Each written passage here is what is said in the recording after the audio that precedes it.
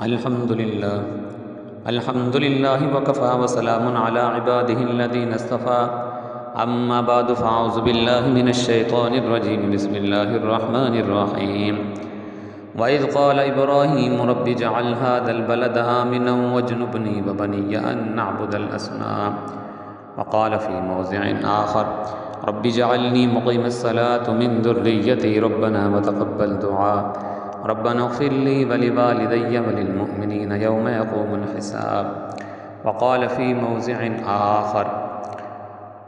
سبح لله ما في السماوات وما في الأرض وهو العزيز الحكيم هو الذي أخرج الذين كفروا من أهل الكتاب من ديارهم لأول الحشر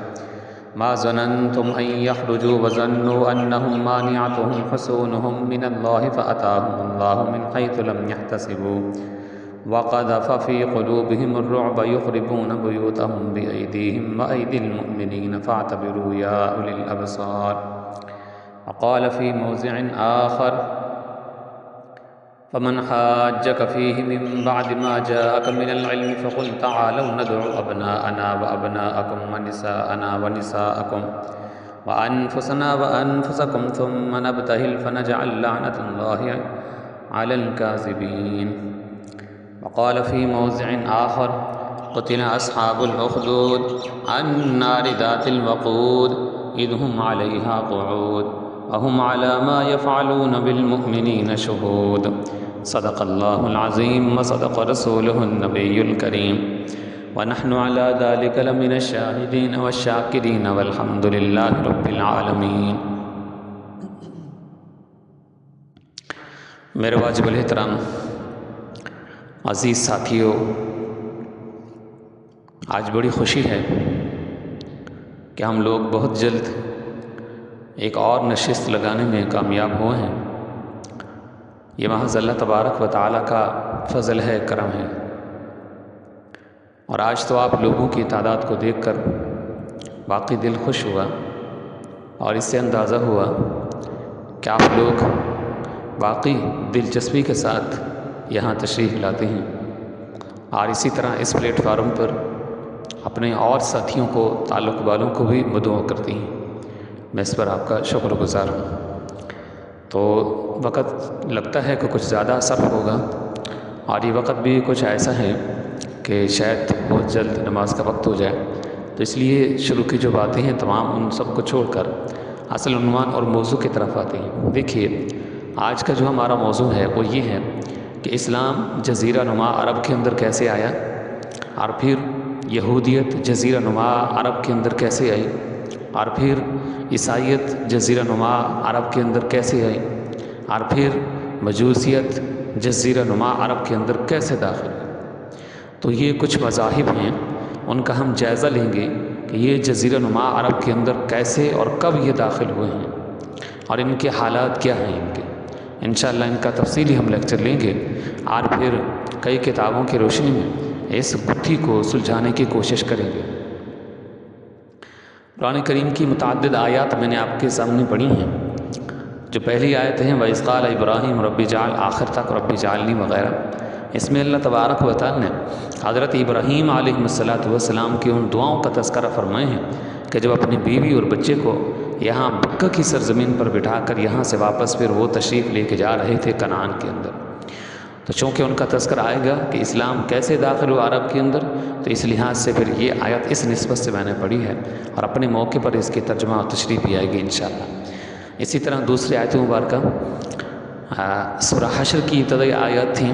اس میں اللہ تبارک و تعالی نے بنو نذیر کا اس میں تذکرہ فرمائے ہیں. تو یہ جو بنو نذیر کے جو لوگ ہیں، بنو قریظہ کے لوگ ہیں، اور اسی طرح بنو قینقاع کے لوگ ہیں، یہ مدینہ میں کیسے آئیے؟ یہ تین یہودیوں کے قبیلے ہیں. یہ کب آئیے، کیوں آئیے، کیسے آئیے، کہاں ٹھہرے، ان کے ساتھ آخر کیا ہوا، انشاءاللہ اس کا جو حالات ہیں اس کے اور اس کا جو تذکرہ ہے انشاءاللہ وہ ہم جو ہے کریں گے ذرا تفصیل کے ساتھ. اسی طرح ایک تیسری آیت مبارکہ بھی میں نے آپ کے سامنے پڑھی ہیں اور وہ سورہ آل عمران کی آیات تھی. فمن حاجک فیہ من بعد ما جاءک من العلم فقل تعالوا ندعو ابناءنا وابناءکم ونساءنا ونساءکم وانفسنا وانفسکم ثم نبتہل فنجعل لعنۃ اللہ من الکاذبین۔ تو یہ آیات جو ہے یہ آیت مباہلہ کہلاتی ہے یہ، اور یہ عیسائیت سے متعلق ہے۔ چونکہ عیسائیوں کا ہم تذکرہ کریں گے تو یہ اسی ضمن کے اندر اس آیات کا ترجمہ اور تشریح بھی انشاءاللہ آئے گی۔ تو اس لحاظ سے جو موٹے موٹے مذاہب تھے جن کا ہم نے تذکر کرنا ہے، قرآن کریم کے آیات کو میں نے دیکھا تاکہ اس نسبت سے ان آیات کا شروع کے اندر بطور جو ہے خطبہ کے ان آیات کا تذکرہ کر دیا جائے۔ بہرحال اب دیکھیے، سب سے پہلے ہم آتے ہیں کہ اسلام جزیرہ نما عرب کے اندر کیسے داخل ہوا۔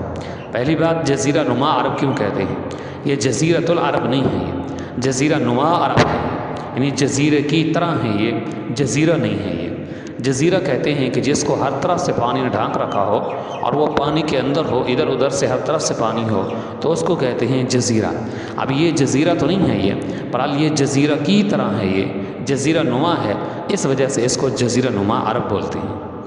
دوسری بات یہ کہ اس میں جو لوگ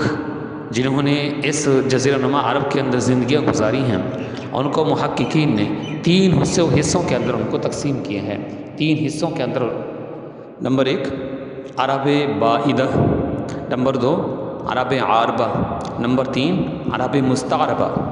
اب ہر ایک کی تعریف بھی آپ سمجھیں۔ عرب بعیدہ کہتے ہیں وہ قوم، وہ اقوام، وہ لوگ جو عرب کے اندر یہاں رہتے تو تھے لیکن آج کل ان کا کوئی نام نشان نہیں ملتا اور ان کی کوئی نسل وغیرہ نہیں ملتی، تو ان کو کہتے ہیں عرب بعیدہ۔ اس کی مثال قوم عاد ہیں، قوم سمود ہیں۔ کسی زمانے کے اندر وہ یہاں زندگیاں گزارتے تھے، ان کے مساکن تھے، ان کی آبادیاں تھیں، ان کے گھر تھے، اور یہ لوگ بڑی تعداد کے اندر تھے۔ یہ تبوک کا جو مقام ہے، تیمہ کا جو مقام ہے، اور اسی طرح کچھ اور مقامات ہیں، تو ان کی بڑی بڑی آبادیاں تھیں یہاں ان مقامات کے اوپر، لیکن آج کل ان کا کوئی نام نشان نہیں ملتا، وہ صفحہ ہستی سے مٹا دیے گئے ہیں۔ تو وہ ہیں عرب بعیدہ، یعنی ایک وقت تھا وہ لوگ تھے لیکن اب وہ ماضی کا حصہ بن گئے ہیں۔ کتابوں کے اندر ان کا تذکرہ ملتا ہے، تاریخ میں ان کا تذکرہ ملتا ہے، لیکن یہ ہے کہ آج ان کا کوئی نام نشان نہیں ہے۔ نمبر 2 عرب عاربہ۔ عرب عاربہ کہتے ہیں وہ عرب کے لوگ کہ جو شروع سے یہاں کے رہنے والے ہیں، یعنی وہ شروع ہی سے یہاں کے رہنے والے ہیں، ان کو کہیں گے عرب عاربہ۔ عرب مستعربہ وہ لوگ جو پہلے سے تو یہاں کے نہیں تھے، بعد میں کہیں سے باہر سے آئے ہیں وہ، اور یہاں آ کر وہ انہوں نے سیٹل اختیار کیا اور پھر یہیں پلے بڑے ان کی نسلیں، تو اس طرح پھر وہ آگے بڑھتے چلے گئے۔ وہ تو باہر سے آ کر جنہوں نے یہاں قیام اختیار کیا وہ عرب مستعربہ کہلائے، جو شروع ہی سے یہاں کے رہنے والے ہیں وہ عرب عاربہ کہلائے، اور پھر عرب بعیدہ وہ لوگ جو کبھی یہاں رہتے تھے، آج کل ان کے کوئی جو ہے ان کی کوئی آبادی نہیں ہے، حالات تو ان کے ملتے ہیں، البتہ ان کی کوئی ذریت، ان کی کوئی اولاد، ان کا کوئی آگے ان کی کوئی آبادی، ان کا کوئی آگے نسل چلی ہو، اس طرح ان کا کوئی حالات نہیں ملتے۔ تو یہ 3 قسم کے، یعنی 3 حصوں کے اندر ان کو تقسیم کیا گیا ہے۔ اب آپ دیکھیے اسلام عرب کے اندر کیسے داخل ہوا۔ حضرت اسماعیل علیہ السلام اور ان کی والدہ، یہ 2 شخصیات ہیں کہ جن کے ذریعے سے اسلام یہاں عرب کے اندر پہنچا ہے۔ حضرت ابراہیم علیہ السلام کا تذکرہ ابھی اسی پچھلے گزشتہ مہینے کے اندر آپ نے سماعت کیا، اور بڑی ہی تفصیل کے ساتھ ہم نے اس کا ذکر کیا تھا، اور پوری ان کی بایوگرافی اور اس کی زندگی سے متعلق ہم نے لیکچر دیا تھا۔ آپ کو یاد ہوگا، اگر کسی نے کوئی نہیں سنا، کوئی نئے ساتھی جو ہمارے آئے ہیں تو ہمارے اس پلیٹ فارم کے اوپر یہاں پڑے ہوں گے اس کی لیکچر وغیرہ، آپ اس کو بعد کے اندر سماعت کر سکتے ہیں۔ تو ذرا خلاصے کے طور پر، تمہید کے طور پر میں ذرا دوبارہ سے اس کو شارٹ کٹ آپ کے سامنے رکھ دیتا ہوں، تاکہ دوبارہ سے پھر وہ خاکہ ہمارے ذہنوں کے اندر بیٹھ جائے، اور اسی خاکے کے اوپر اس کو ہم بنیاد بنا کر آگے کا جو ان کے واقعات ہیں، جو ان کا تذکرہ ہے، جو ان کے حالات ہیں، اس کو ہم مزید آگے کی طرف چلا سکیں۔ حضرت ابراہیم علیہ السلام کا جو اصل مسکن ہے وہ تو عراق ہے، اور عراق کے اندر وہ مقامات آج بھی موجود ہیں کہ جہاں وہ پیدا ہوئے تھے، بلکہ جب صدام حسین کا دور آیا تھا تو ان کے دور کے اندر وہ چونکہ ان کی جو بنیادیں تھیں، ان کے مکانات کی گھر کی جب وہ پیدا ہوئے تھے تو وہ سیدھا ہو گئی تھی، تو صدام حسین نے پھر یہ آرڈر جاری کیا تھا کہ جو ہمارے تاریخی مقامات ہیں ان کی دوبارہ سے اثر نہ ان کی تعمیر کر دی جائے، چنانچہ ان کی تعمیر کر دی گئی۔ آج کل وہ اسی نشان پر، اسی نقشے کے اوپر وہ بنیادیں موجود ہیں جس نقشے کے مطابق حضرت ابراہیم علیہ السلام کے کبھی مساکن ان کے گھر وغیرہ ہوا کرتے تھے۔ تو عراق جو ہے، اسی عراق کے اندر ان کا وہ گھر، ان کا وہ آبائی جو علاقہ تھا ان کا آج بھی موجود ہے۔ پھر کیا ہوا، ابراہیم علیہ السلام بڑے ہوئے، اللہ نے نبوت سے سرفراز فرمایا۔ ابراہیم علیہ السلام قوم کے ربواڑے میں داخل ہو گئے تھے اور پھر ان کے بتوں کو توڑ پھوڑ کر دی تھی، جس کا ذکر اللہ تعالیٰ نے سورہ صافات میں فرمائے ہیں، قرآن کریم میں دیگر اور کئی مقامات کے اوپر ان کا تذکرہ فرمائے ہیں۔ پھر کیا ہوا کہ قوم کے لوگوں نے اسی پاداش کے اندر ابراہیم کو آگ کے اندر ڈال دیا تھا۔ نمرود جو وہاں قریب اس کا قلعہ تھا، وہاں کا جو بادشاہ تھا، حکمران تھا، اس کے کہنے پر، یعنی اس کے پاس وہ اپنی شکایت لے کر گئے، تو اس نے بادشاہ نے ان کو اپنے پاس بلا لیا اور پھر اس نے ان کو لیے جو سزا تجویز کی وہ یہ کی کہ ابراہیم کو آگ میں ڈال دیا جائے۔ آگ کا چیخا جلایا گیا، ابراہیم کو آگ میں ڈالا گیا، 40 روز تک آپ آگ کے اندر رہے، لیکن اللہ تبارک و تعالیٰ کی طرف سے آگ نے ان کے اوپر کوئی اثر نہ کیا۔ اور پھر ابراہیم وہاں سے زندہ باہر جو ہے تشریف لے کر کے آئے، حضرت سارہ کو اپنے ساتھ لیا اور اپنے بھتیجے کو یا بھانجے کو اور لوط علیہ السلام کو اپنے ساتھ لیا، اور پھر یہاں سے وہ ہجرت کر کے یہاں سے چلے تھے۔ تو اصل یہ بتلانا تھا کہ ابراہیم کا جو مسکن تھا وہ عراق کی سرزمین تھی وہ، تو وہاں سے انہوں نے آگ میں چلے جانے کے بعد سے انہوں نے اس کو علاقے کو چھوڑ دیا اللہ کے حکم سے، اور پھر وہاں سے ہجرت کی اور شام میں تشریف لی ہے۔ سورہ صافات میں ہے، فقال انی ذاہب الی ربی سیہدین، کہ ابراہیم نے کہا کہ میں جانے والا ہوں اپنے رب کے پاس، الی ربی سیہدین، اور وہ مجھے سیدھا راستہ دکھلا دے گا۔ تو اپنے رب کے پاس جانے والا ہوں، کیا مطلب، اپنے رب کے حکم کے مطابق میں اس علاقے کو چھوڑ کر یہاں سے ہجرت کر کے اور مقام کی طرف میں جانے والا ہوں۔ یہ اس کی تفسیر ہے اس کی۔ اور سیہدین، وہ مجھے بتا دے گا میں نے کہاں رہنا ہے، یعنی ابراہیم کو اس وقت کوئی پتہ نہیں تھا میں کہاں جا رہا ہوں، میں کہاں میں نے رہنا ہے، کہاں میں نے قیام اختیار کرنا ہے، بس اللہ کا حکم ہوا اور جو کچھ ان کے پاس بھیڑ بکریاں تھیں وہ اپنے ساتھ لیں، اور سامان چھوٹا موٹا گھر میں تھا سر پر رکھا، اور بیوی اور اسی طرح اپنی فیملیز کو لے کر وہاں سے جو ہے چل پڑی ہیں۔ تو سب سے پہلے تو یہاں شام میں تشریف لیا ابراہیم، اور پھر وہاں سے مصر میں تشریف لے گئے۔ تو جب مصر سے واپس آ رہے تھے اور وہ عجیب و غریب واقعہ بادشاہ والا جو ہے پیش آیا، تو بادشاہ نے پھر اپنی بیٹی حضرت سارہ کو سپرد کر دی اور کہا کہ یہ میری بیٹی آپ کی خدمت کرے گی، یہ آپ کی خادمہ ہو گئی ہے۔ تو حضرت ابراہیم علیہ السلام وہاں سے جب چلے ہیں تو حضرت سارہ کو بھی ساتھ لیا اور حضرت حاجرہ کو بھی ساتھ لیا۔ تو وہاں سے پھر یہ چلتے چلتے اسی مکہ کی سرزمین کے قریب سے ہوتے ہوئے، یعنی یہاں سے ہوتے ہوئے مکہ کے قریب سے ہوتے ہوئے، تو یہ سیدھے وہاں شام کے اندر جا پہنچے ہیں، کنعان کے اندر۔ آج کل یہ جو کنعان ہے یہ فلسطین کے اندر ہے یہ، اور یاد رکھیں اس وقت کا جو شام تھا یا آج کا جو شام ہے اس طرح اس کی یہ حد بندی نہیں تھی۔ اس وقت کا جو شام تھا بہت وسیع تھا وہ، اور اس وقت کا جو شام تھا بہت وسیع تھا وہ۔ اس وقت کا جو شام تھا، یہ ایران کے بعض حصے وہ شام کا، ایران کے جو بعض علاقے ہیں وہ شام کا حصہ تھے وہ، عراق کے بعض حصے علاقے وہ شام کا حصہ تھے وہ، اور آج کا یہ جو فلسطین ہے یا پھر یہ،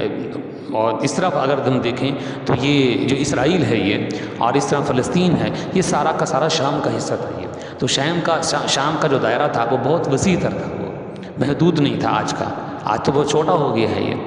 تو اس لحاظ سے یہ آج کا جو فلسطین ہے، اس فلسطین کا ایک علاقہ ہے کنعان۔ ابراہیم علیہ السلام اس کنعان کے اندر جا قیام اختیار فرمایا تھا۔ تو حضرت سارہ نے کہا اپنے خامد ابراہیم علیہ السلام سے کہ دیکھو،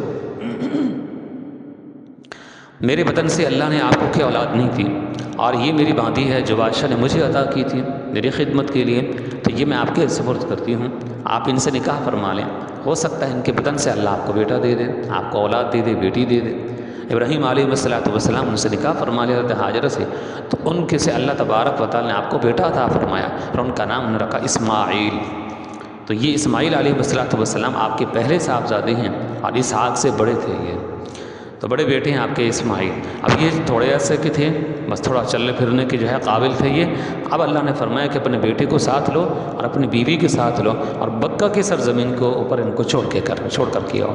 اس وقت مکہ کو بکہ کہتے تھے، یعنی میم کی جگہ با استعمال ہوتا تھا بکہ، اور یہ ایسا ہوتا رہتا ہے، نام تبدیل ہوتے رہتے ہیں، اور اسی طرح ایک لفظ کی جگہ دوسرا لفظ بھی استعمال ہوتا رہتا ہے۔ جیسے کبھی ہمارے فیصل آباد کو لال پور کہتے تھے، یہ تو جب وہ شاہ فیصل رحمۃ اللہ علیہ یہاں تشریف لائے تھے تو ان کے نام پر پھر اس کو نام جو ہے اس کا چینج کر دیا گیا تھا۔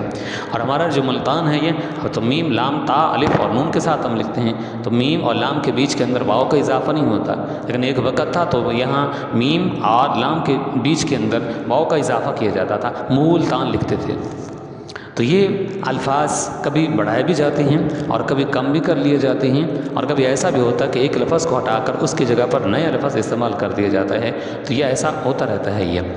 تو اس وقت اس کو کہتے تھے بکہ، قرآن کریم میں ہے ببکہ مبارکہ، تو اس بکہ سے مراد یہ مکہ کی سرزمین ہے۔ یہ بعد میں پھر میم نے با کی جگہ لے لی اور پھر یہ بکہ سے مکہ میں یہ لفظ شفٹ ہو گیا، تبدیل ہو گیا۔ تو حضرت ابراہیم علیہ السلام نے بیوی کو ساتھ لیا، بچے کو ساتھ لیا، ان کو سواری کے اوپر بٹھایا اور وہاں سے یہ کنعان سے، فلسطین سے، شام سے وہاں سے روانہ ہوئے، اور روانہ ہو کر یہ سیدھا یہاں بکہ کی سرزمین پر آئے۔ آپ حیران ہوں گے یہاں بکہ کی سرزمین پر کچھ نہیں تھا، قرآن کہتا ہے غیر ذی زرع، کہ یہاں کوئی کھیتی نہیں تھی، یہاں کوئی سبزہ نہیں تھا۔ ابراہیم کو چونکہ اللہ کا حکم تھا تو اس لیے انہوں نے اپنی بیوی کو، بچے کو یہاں بٹھا دیا۔ یہ جو صفا اور مروہ دو پہاڑیاں ہیں جہاں پر لوگ جاتے ہیں عمرہ اور حج کرنے کے لیے، تو وہاں سعی کرتے ہیں،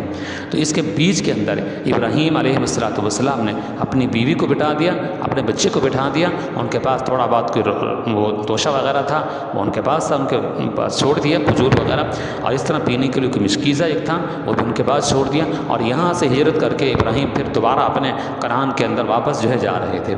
تو یہاں سے جاتے ہوئے درمیان کے اندر پہاڑ جب حائل ہو گیا اور بیوی اور بچہ اپنی ان کی آنکھوں سے اوجھل ہو گیا، تو اب ابراہیم اپنی سواری کی پشت کے اوپر بیٹھے تھے، اللہ تبارک و تعالیٰ سے دعا کی، وَإِذْ قَالَ إِبْرَاهِيمُ رَبِّ اجْعَلْ هَٰذَا الْبَلَدَ آمِنًا وَاجْنُبْنِي وَبَنِيَّ أَن نَّعْبُدَ الْأَصْنَامَ رَبِّ إِنَّهُنَّ أَضْلَلْنَ كَثِيرًا مِّنَ النَّاسِ، یہ آخر تک پورا رکوع بنتا ہے یہ رَبِّ اجْعَلْنِي مُقِيمَ الصَّلَاةِ، بھی اس میں داخل ہے۔ یہ سورہ ابراہیم کا اختتامی سے پہلا رکوع بنتا ہے یہ، تو اس لحاظ سے یہ پارہ بھی 13واں پارہ ہے اور اس پارے کا بھی اختتام ہے یہ۔ تو اس پورے رکوع کے اندر اللہ تبارک و تعالیٰ نے ان کی ان دعاؤں کا جو ہے تذکرہ فرمایا ہے جو ابراہیم نے مانگی تھی، اور اللہ نے ہر ایک دعا کو قبول بھی فرمایا تھا۔ اب ابراہیم علیہ السلام تو اپنی بیوی کو، بچے کو یہاں چھوڑ کے وہاں چلے گئے تھے، وہاں مکہ میں، وہاں کنعان کے اندر، تو وقتاً فوقتاً پھر چکر لگایا کرتے تھے، جیسے وہ قربانی والا واقعہ پیش آیا وہ، تو اس وقت ابراہیم یہاں مکے کے اندر تو نہیں تھے، وہ تو اس وقت وہاں کنعان کے اندر تھے، شام کے اندر تھے، فلسطین کے اندر تھے۔ وہیں خواب دیکھا بیٹے کو ذبح کر رہا ہوں، وہاں سے روانہ ہوا، آ کر اپنے بیٹے کو بتایا تو انہوں نے کہا کہ چلتے ہیں، تو پھر وہ سیدھے وہاں چلے گئے تھے میدان کے اندر، مینا کے میدان کے اندر وہاں چلے گئے، تو وہاں جا کر اپنے بیٹے کو نیچے زمین کے اوپر لٹا دیا۔ تو پھر وہ سارا پس منظر و واقعہ جو قرآن کریم میں بھی ہے، احادیث مبارکہ کے اندر بھی ہے، تو یہ واقعہ جو ہے پیش آیا۔ پھر اللہ نے حکم فرمایا کہ ابراہیم جاؤ اپنے بیٹے کو ساتھ لو، خانہ کعبہ کی تعمیر کرو۔ تو پھر ابراہیم آئے اور خانہ کعبہ کی اپنے بیٹے کو ساتھ ملا کر تعمیر کی، اور اس طرح وقتاً فوقتاً ان کے چکر لگتے رہتے تھے، اور اپنی بیوی اور بچے کی وہ ان کو حالات دریافت کرتے رہتے تھے۔ لیکن دیکھیے جب ابراہیم علیہ السلام نے پہلی مرتبہ بیوی اور بچے کو یہاں پر بٹھائے ہیں تو یہاں سے وہ چلے گئے ہیں، یہاں کوئی آبادی نہیں تھی، کوئی یہاں گھر نہیں تھا، یہاں کوئی چرند پرند نہیں تھا، حتیٰ کہ کوئی درخت نہیں تھا۔ قرآن کہتا ہے غیر ذی زرع، یہاں تو کوئی سبزہ تک نہیں تھا۔ ابراہیم جب چلے گئے تو پیچھے حضرت ہاجرہ کے پاس جو تھوڑا بہت پانی تھا استعمال کرتی نہیں، پانی ختم ہو گیا، اور اسی طرح کھجوریں جو تھی وہ بھی ختم ہو گئی۔ جب وہ پانی بھی ختم ہو گیا، کھجوریں بھی ختم ہو گئی، تو آہستہ آہستہ حضرت ہاجرہ کا جو بدن تھا وہ بالآخر کمزور ہونے لگا۔ اب وہ چھاتی سے جو دودھ پہلے اترتا تھا وہ بھی کم ہو گیا، ختم ہو گیا۔ اب نہ پانی پلانے کے لیے بچے کے لیے پانی موجود ہے، اور نہ ہی خود کھانے کے لیے، نہ بچے کو کچھ کھلانے کے لیے موجود ہے، تو اس لحاظ سے بہت پریشان ہوئی۔ اپنے بیٹے کو جو پریشانی زیادہ بڑھی، اپنے بیٹے کو وہیں زمین کے اوپر بٹھایا، اور پھر وہ صفا اور مروہ کا چکر لگانے لگی۔ کبھی اس پہاڑی پر چڑھ جاتی تاکہ ادھر سے دیکھوں کوئی قافلہ آ رہا ہے تو ان کو کہوں کہ تمہارے پاس پانی ہو تو مجھے دے دو، اپنے بچے کو پلاتی ہوں، اس لیے کہ وہ مرنے کے قریب ہو چکا۔ اور کبھی پھر وہ دوسری پہاڑی کے اوپر، مروہ کے اوپر تشریف لی جاتی تاکہ ادھر سے میں دیکھوں اگر کوئی قافلہ آ رہا ہو تو اس کو کہوں کہ خدا رب اگر تمہارے پاس پانی ہو تو مجھے دے دو، میں اپنے بچے کو پلاتی ہوں، وہ تو مرنے کے بالکل قریب ہو چکا۔ تو اس لحاظ سے 7 چکر لگائے ہیں پانی کی تلاش میں۔ جب 7 مکمل چکر کی ہیں تو پھر جب وہ دوبارہ اپنے بچے کے پاس لوٹ کر کے آتی ہیں تو یہاں آ کر کیا دیکھتی ہیں کہ بیٹا زمین کے اوپر اپنی ایڑیوں کو رگڑ رہا ہے، اور ان کی ایڑیوں کی جگہ سے نیچے سے پانی کا چشمہ پھوٹا ہوا ہے، اور وہاں سے پانی اوپر کی طرف ابل رہا ہے۔ حضرت حاجرہ نے جب یہ ماجرا دیکھا تو بہت حیران ہوئے اور پانی کو دیکھا، بڑی تیزی کے ساتھ پانی چل رہا تھا۔ عبرانی زبان کے اندر کسی چیز کے رک جانے کو زمزم کہتے ہیں، یعنی رک جا اور عبرانی زبان کے اندر یہ لفظ استعمال کرنا ہے تو پھر کیا کہیں گے؟ زمزم زمزم، اردو میں اس کا ترجمہ رک جا کریں گے۔ تو انہوں نے جلدی سے ادھر ادھر سے وہ کنکریاں وغیرہ اٹھائیں اور اس کی باہر سے من دینا شروع کر دی پانی کی، تاکہ پانی ادھر ادھر پھیلے نہیں، اور پھر ساتھ یہ بھی کہا زمزم زمزم، ٹھہر جا ٹھہر جا ٹھہر جا، اتنی تیزی کے ساتھ پانی ابل رہا تھا۔ اب حضرت حاجرہ علیہ السلام وہیں ٹھہرنے لگے اور پانی کے اوپر گزارا کرنے لگے۔ یاد رکھیں یہ جو زمزم کا پانی ہے، اللہ تبارک و تعالی اس میں دونوں طرح کی تاثیریں اس میں رکھی ہیں۔ جس آدمی کو پانی کی پیاس ہو، اگر یہ زمزم کا پانی پیے تو اس کے پانی کی جو پیاس ہے وہ بجھ جائے گی۔ ایک آدمی کو بھوک لگی ہوئی ہے، اگر وہ زمزم کا پانی پی لیتا ہے تو اس کی بھوک بھی ختم ہو جائے گی۔ یعنی اس پانی کے اندر دونوں طرح کے فوائد رکھے ہیں، بھوک کو بھی ختم کرتا ہے یہ اور پانی کی پیاس کو بھی بجھاتا ہے یہ۔ تو حضرت حاجرہ صرف پانی پیتی تھیں تو اس سے ان کی بھوک بھی رفع ہو جاتی تھی اور پانی کی پیاس اور حاجت بھی ان کی پوری ہو جاتی تھی۔ حضرت حاجرہ علیہ السلام اپنے بیٹے کے پاس وہیں رہیں۔ اب یہ چند دن ہی گزرے تھے کہ ایک قبیلہ جو یمن کا رہنے والا تھا تو وہ پانی کی تلاش کے اندر وہاں سے انہوں نے ہجرت کی، تو یہ دراصل یہ شام کی طرف یہ قافلہ جا رہا تھا یہ۔ اور یاد رکھیں یہ جو قافلہ تھا یہ جو یمن کی طرف، یہ یمن سے جو شام کی طرف یہ جا رہا تھا یہ، تو ان کے پاس یمن کے اندر پانی کی قلت ہو گئی تھی۔ یہ ان میں سے یہ قبیلہ تھا یہ کہ جب ان کا ایک دور تھا، ان کی شان و شوکت ہوتی تھی یہاں یمن کے اندر، اور ان کی بڑی ایک حکومت ہوتی تھی یہاں یمن کے اندر۔ یہ جو قبیلہ تھا، ان کے جو افراد تھے دیگر، ان کی بات ہو رہی ہے۔ تو آپ دیکھیں گے اللہ تبارک و تعالی نے ان کے پاس جو ہے یکے بعد دیگر نبیوں اور پیغمبروں کو بھیجا تھا، انہوں نے بات نہیں مانی تو اللہ تبارک و تعالی نے ان کے سارے باغات کو برباد کر دیا تھا۔ ان کے پاس پانی کا ڈیم تھا جس پانی کو یہ محفوظ کر لیتے تھے بارشوں کے موسم میں، اور پھر اس پانی کو سے خود بھی استفادہ حاصل کرتے اور اپنی کھیتی باڑی بھی اسی سے سیراب کرتے تھے اور اپنے باغات کو بھی اس سے سیراب کرتے تھے اور استفادہ حاصل کرتے تھے۔ یہ اللہ تبارک و تعالی چھوٹی سی مخلوق کو لگا دیے جو چوہے تھے۔ اب وہ چوہے جا کر اس کے اندر سے وہ سوراخ کرنے لگے اور پورا ڈیم جو ہے وہ برباد ہو گیا، ختم ہو گیا، جس کا نتیجہ یہ نکلا کہ پانی جب باہر نکلا تو سارا پانی ان کے باغات کے اندر چلا گیا، اور وہ باغات ان کے اس قدر خوبصورت تھے اور اس کے اندر ایسی پھول اور بوٹیاں تھیں، آپ حیران ہوں گے کہ سوداگر اب وہ صنعاء سے اب وہ کئی کلومیٹر دور ہوتے تھے تو وہیں سے جب وہ ہوا ادھر سے چل رہی ہوتی تھی تو وہ ان کو خوشبوئیں وہاں بھی محسوس ہوتی تھیں۔ تو یہ خوشبوؤں والے باغات تھے یہ، اور کہتے ہیں کہ ان کی جو سب سے زیادہ ان کے پروڈکٹ یہاں سے نکلتا تھا تو وہ کہتے ہیں جو ٹریڈنگ کرتے تھے یہ، اور جو ان کا تجارت کی جو سب سے بڑی چیز تھی وہ ان کی خوشبوئیں ہوتی تھیں۔ خوشبوئیں تیار کرتے تھے، یہیں سے ہمارے ہندوستان کے اندر خوشبوئیں آیا کرتی تھیں اور ہمارے ہندوستانی ان کو خریدتے تھے اس زمانے کے اندر۔ اور اسی طرح پھر یہ درمیان کے اندر انہوں نے سڑک بنائی تھی جو مکہ کے قریب سے گزرتی ہوئی، پھر یہ شام کے اندر ان کی سڑک داخل ہوتی تھی، آگے عراق میں داخل ہوتی تھی، پھر یہ سمندر پار کر کے یورپ کے اندر یہ اپنی اشیاء وہاں جا کر یہ فروخت کرتے تھے۔ تو اندازہ لگایا جا سکتا ہے کہ ان کی جو طاقت تھی وہ کتنے مضبوط تھے یہ لوگ یہ۔ اور اسی طرح پھر یہ حبشہ ہے اور اسی طرح پھر وہ دوسرا مصر ہے یہ، تو ان کی طرف بھی یہ ٹریڈنگ کرتے تھے یہ، وہاں بھی ان کی خرید و فروخت وہاں بھی ہوتی تھی، اور زیادہ تر یہ مال باہر جا کر اپنا جو ہے فروخت کرتے تھے یہ۔ تو پیسہ کے لحاظ سے اور اسی طرح قوت کے اعتبار سے اور افراد کی کثرت کے اعتبار سے یہ لوگ سب سے آگے بڑھے ہوئے تھے یہ۔ اللہ تعالیٰ نے ساری نعمتوں سے ان کو نوازا تھا، لیکن جب انہوں نے ان نعمتوں کی ناشکری کی، نبیوں اور پیغمبروں کی تکذیب کی، تو اللہ تبارک و تعالیٰ نے ان کو بالکل پھر ان کو نیست و نابود کر دیا۔ تو ان کا جو ڈیم تھا وہ ٹوٹا، ان کے سارے باغات برباد ہو گئے، تو ان کے پاس پھر اب پانی پینے کے لیے موجود نہیں ہوتا۔ تو پھر آہستہ آہستہ پھر انہوں نے یہاں سے ہجرت کرنا شروع کر دی۔ بعض ان کے قبائل اٹھتے تھے تو وہ سیدھا جا کر ہجرت کر کے وہاں عراق میں چلے جاتے تھے، بعض ان کے قبائل اٹھتے تھے تو یہاں سے ہجرت کرتے تھے اور ہجرت کر کے وہ سیدھا وہاں وہ ایران کے اندر چلے جاتے تھے، شام کے اندر چلے جاتے تھے۔ تو اس طرح پھر یہ تتر بتر ہو گئی ہے اور پھر مختلف ممالک کے اندر یہ پھیل گئی ہے۔ تو انہی میں سے یہ قبیلہ تھا جو بعد کے اندر یہاں سے انہوں نے ہجرت کی، اور اس کا نام تھا قبیلہ بنو جرہم۔ یہ دراصل یہاں سے ہجرت کر کے یہ پانی کی نہ ہونے کی وجہ سے تو یہ شام کی طرف جا رہا تھا یہ، لیکن جب یہ مکہ کے قریب سے گزرنے لگے تو انہوں نے فضا کے اندر دیکھا، ان کو فضا میں اڑتے ہوئے ان کو پرندے نظر آئے۔ تو یہ پرندوں کا فضا کے اندر اڑنا یہ اس بات کی علامت ہوتی تھی کہ یہاں پانی موجود ہے، اگر پانی یہاں موجود نہ ہوتا تو پھر یہاں کبھی فضا کے اندر یہ پرندے نہ اڑ رہے ہوتے، یعنی بغیر پانی کے پرندے کیسے جو ہے یہ یہاں زندہ رہ سکتے ہیں یہ. تو یہ پانی کی علامت ہوتی تھی اس زمانے کے اندر، جس جگہ پر فضا میں اڑتے ہوئے پرندے نظر آتے تھے. تو قبیلہ بنو جرہم کے لوگوں نے جب پرندوں کو دیکھا تو آپس میں کہنے لگے خوش ہو جاؤ خوش ہو جاؤ، لگتا ہے یہاں پانی موجود ہے. اس لیے کہ وہ دیکھو سامنے وہ پرندے جو ہیں اڑ رہے ہیں فضا کے اندر، چکر کاٹ رہے ہیں. تو اس کا مطلب یہ ہے یہاں پانی موجود ہے، یا تو یہاں کوئی بستی موجود ہے، یا کوئی گاڑی یہاں موجود ہے، یا پھر کنواں موجود ہے، اور یہ ہے کہ پانی یہاں موجود ہے.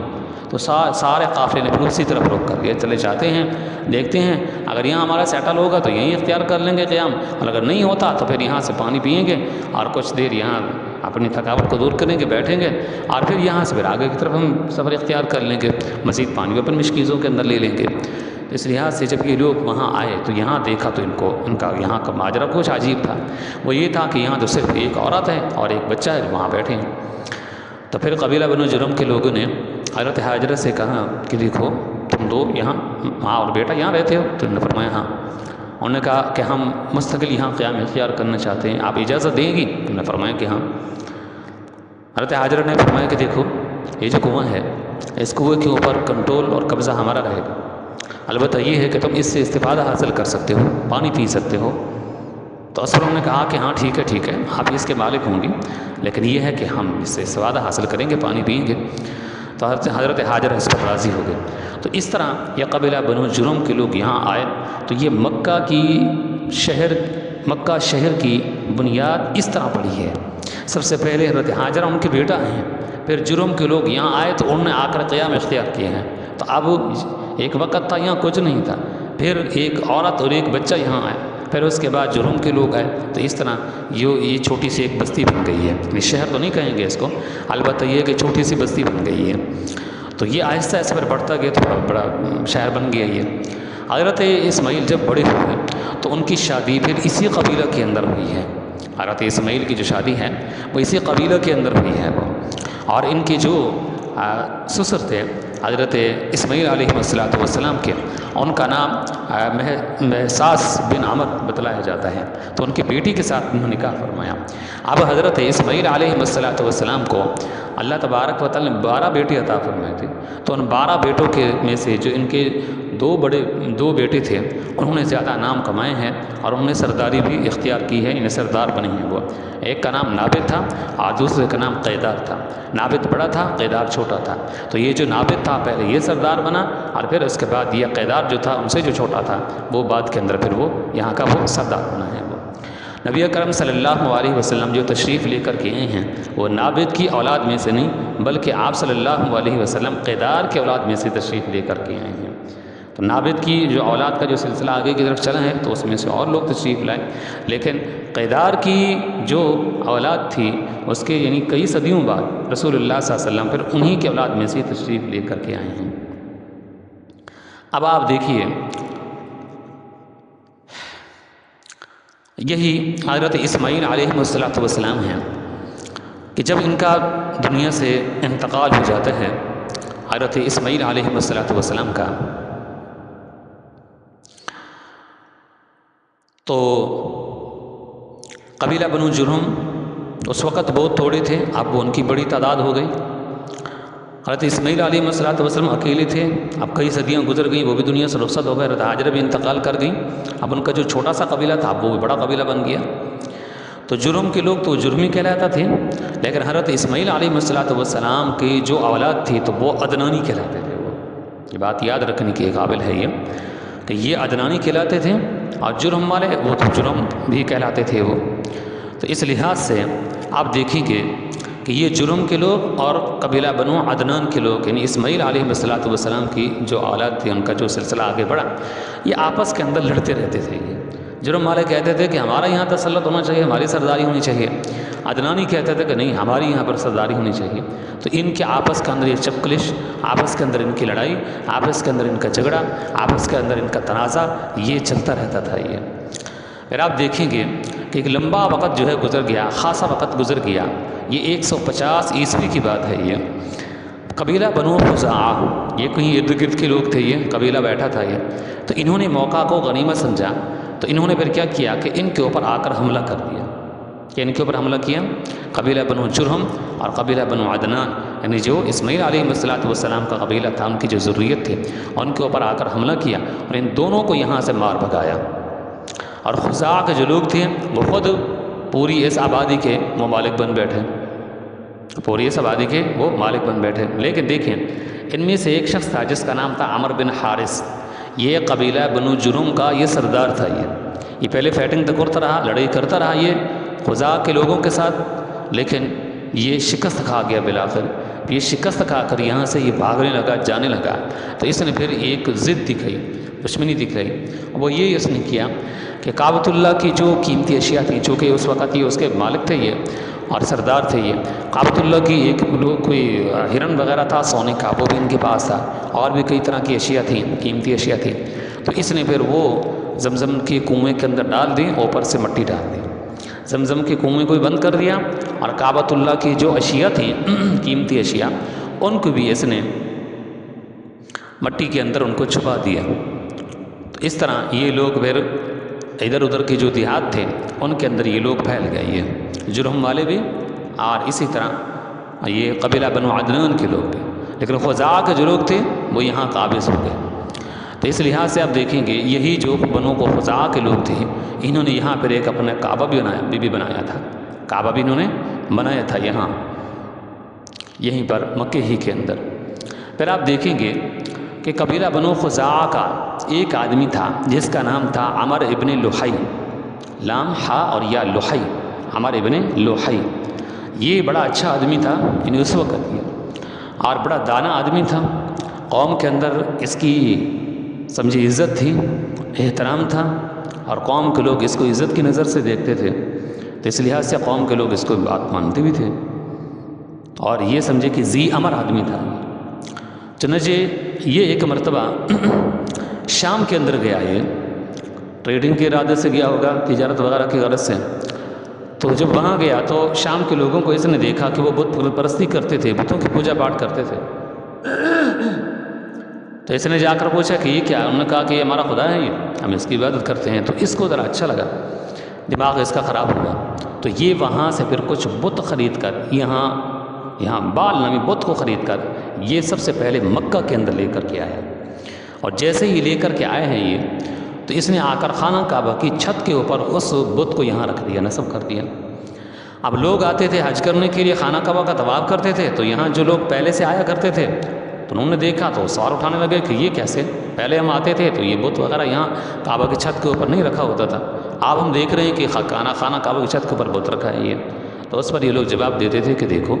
دراصل ہم جو عبادت کرتے ہیں وہ صرف اور صرف اللہ تبارک و تعالیٰ ہی کی عبادت کرتے ہیں، باقی یہ جو ہم نے بت اس کے اوپر رکھے ہیں یہ محض توجہ کے لیے ہے کہ ہماری توجہ اللہ تبارک و تعالیٰ کی طرف معزول ہونی چاہیے، تو محض توجہ کے لیے، توجہ حاصل کرنے کے لیے ہم نے اس بت کو یہاں اوپر رکھا ہے، باقی عبادت ہم اللہ کی کرتے ہیں۔ تو اس لحاظ سے یہ اپنے ساتھ جو ہے یہ اس بت کو لایا تھا، اور بال نامی بت کو، اور خانہ کعبہ کی چھت کے اوپر اس نے یہاں آ کر اس کو رکھ دیا تھا۔ پھر آپ دیکھیں گے کہ یہ عمر ابن لحی ہے جس کا ذکر سورہ لقمان کے ابتدائی جو آیات ہیں اس کے اندر اللہ تبارک و تعالی نے فرمائے ہیں۔ پھر لوگوں نے کیا کیا کہ جب وہ حج کرنے کے لیے آتے تھے تو یہ آگے سے یہ جواب دیتے تھے،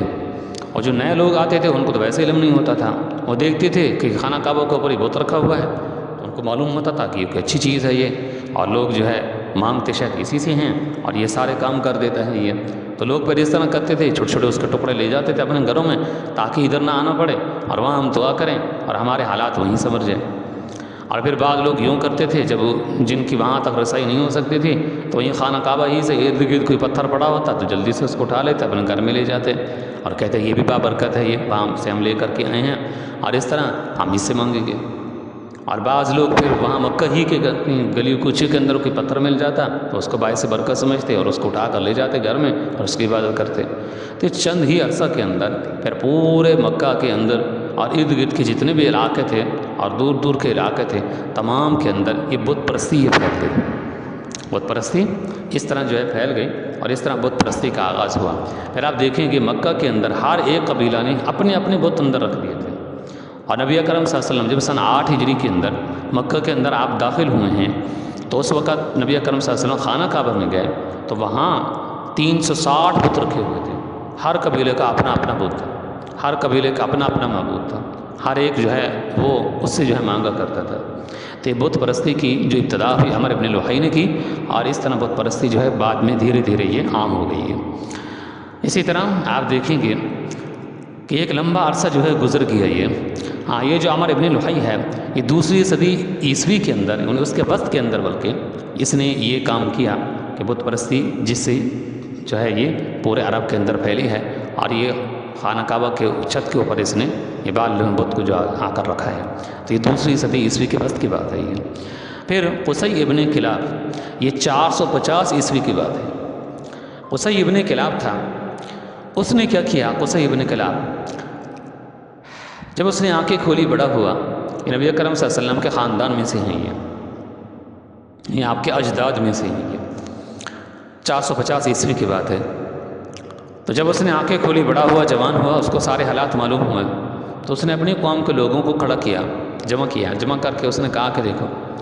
کب تک تم ادھر ادھر جو ہے بھٹکتے رہو گے, کب تک تم دیہاتوں کے اندر زندگیاں گزارتے رہو گے. مکہ شہر کے ہم ہی مالک تھے,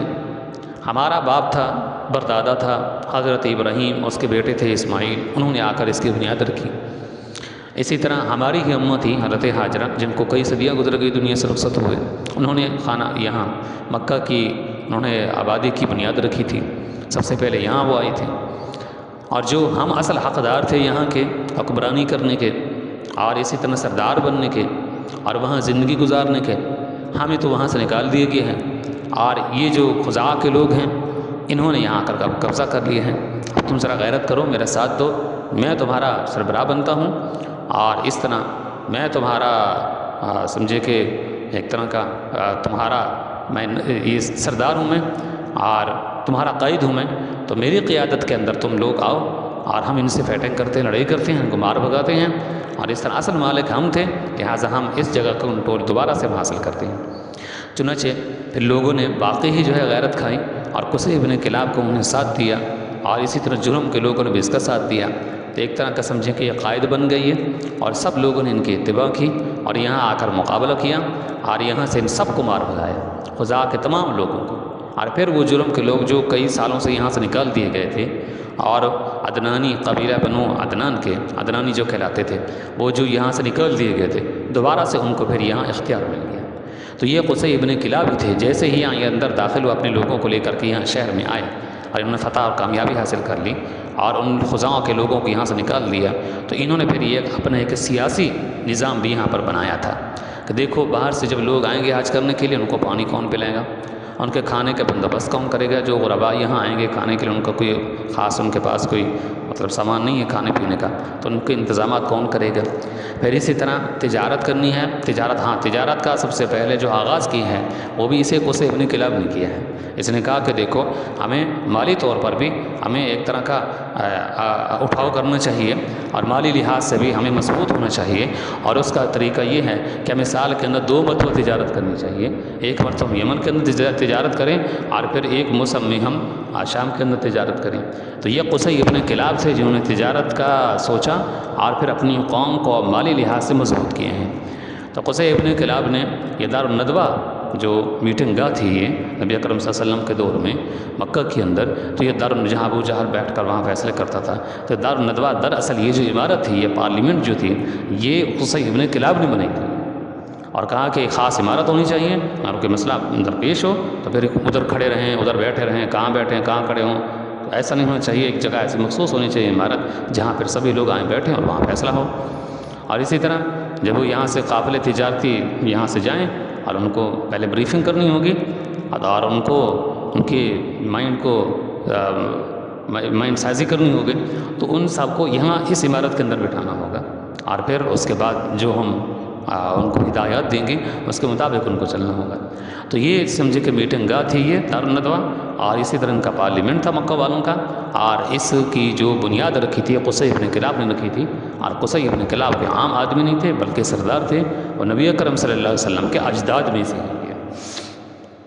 آپ صلی اللہ علیہ وسلم انہی کے نسل میں سے تشریف لے کر کے آئے ہیں۔ بہت معزز آدمی تھے یہ قصی ابن کلاب، اور یہ سارا واقعہ کب پیش آیا؟ 450 عیسوی میں۔ پھر آپ دیکھیں گے کہ قصی ابن کلاب ہی نے جب یہ ساری بنیاد یہاں پر رکھ دی ہے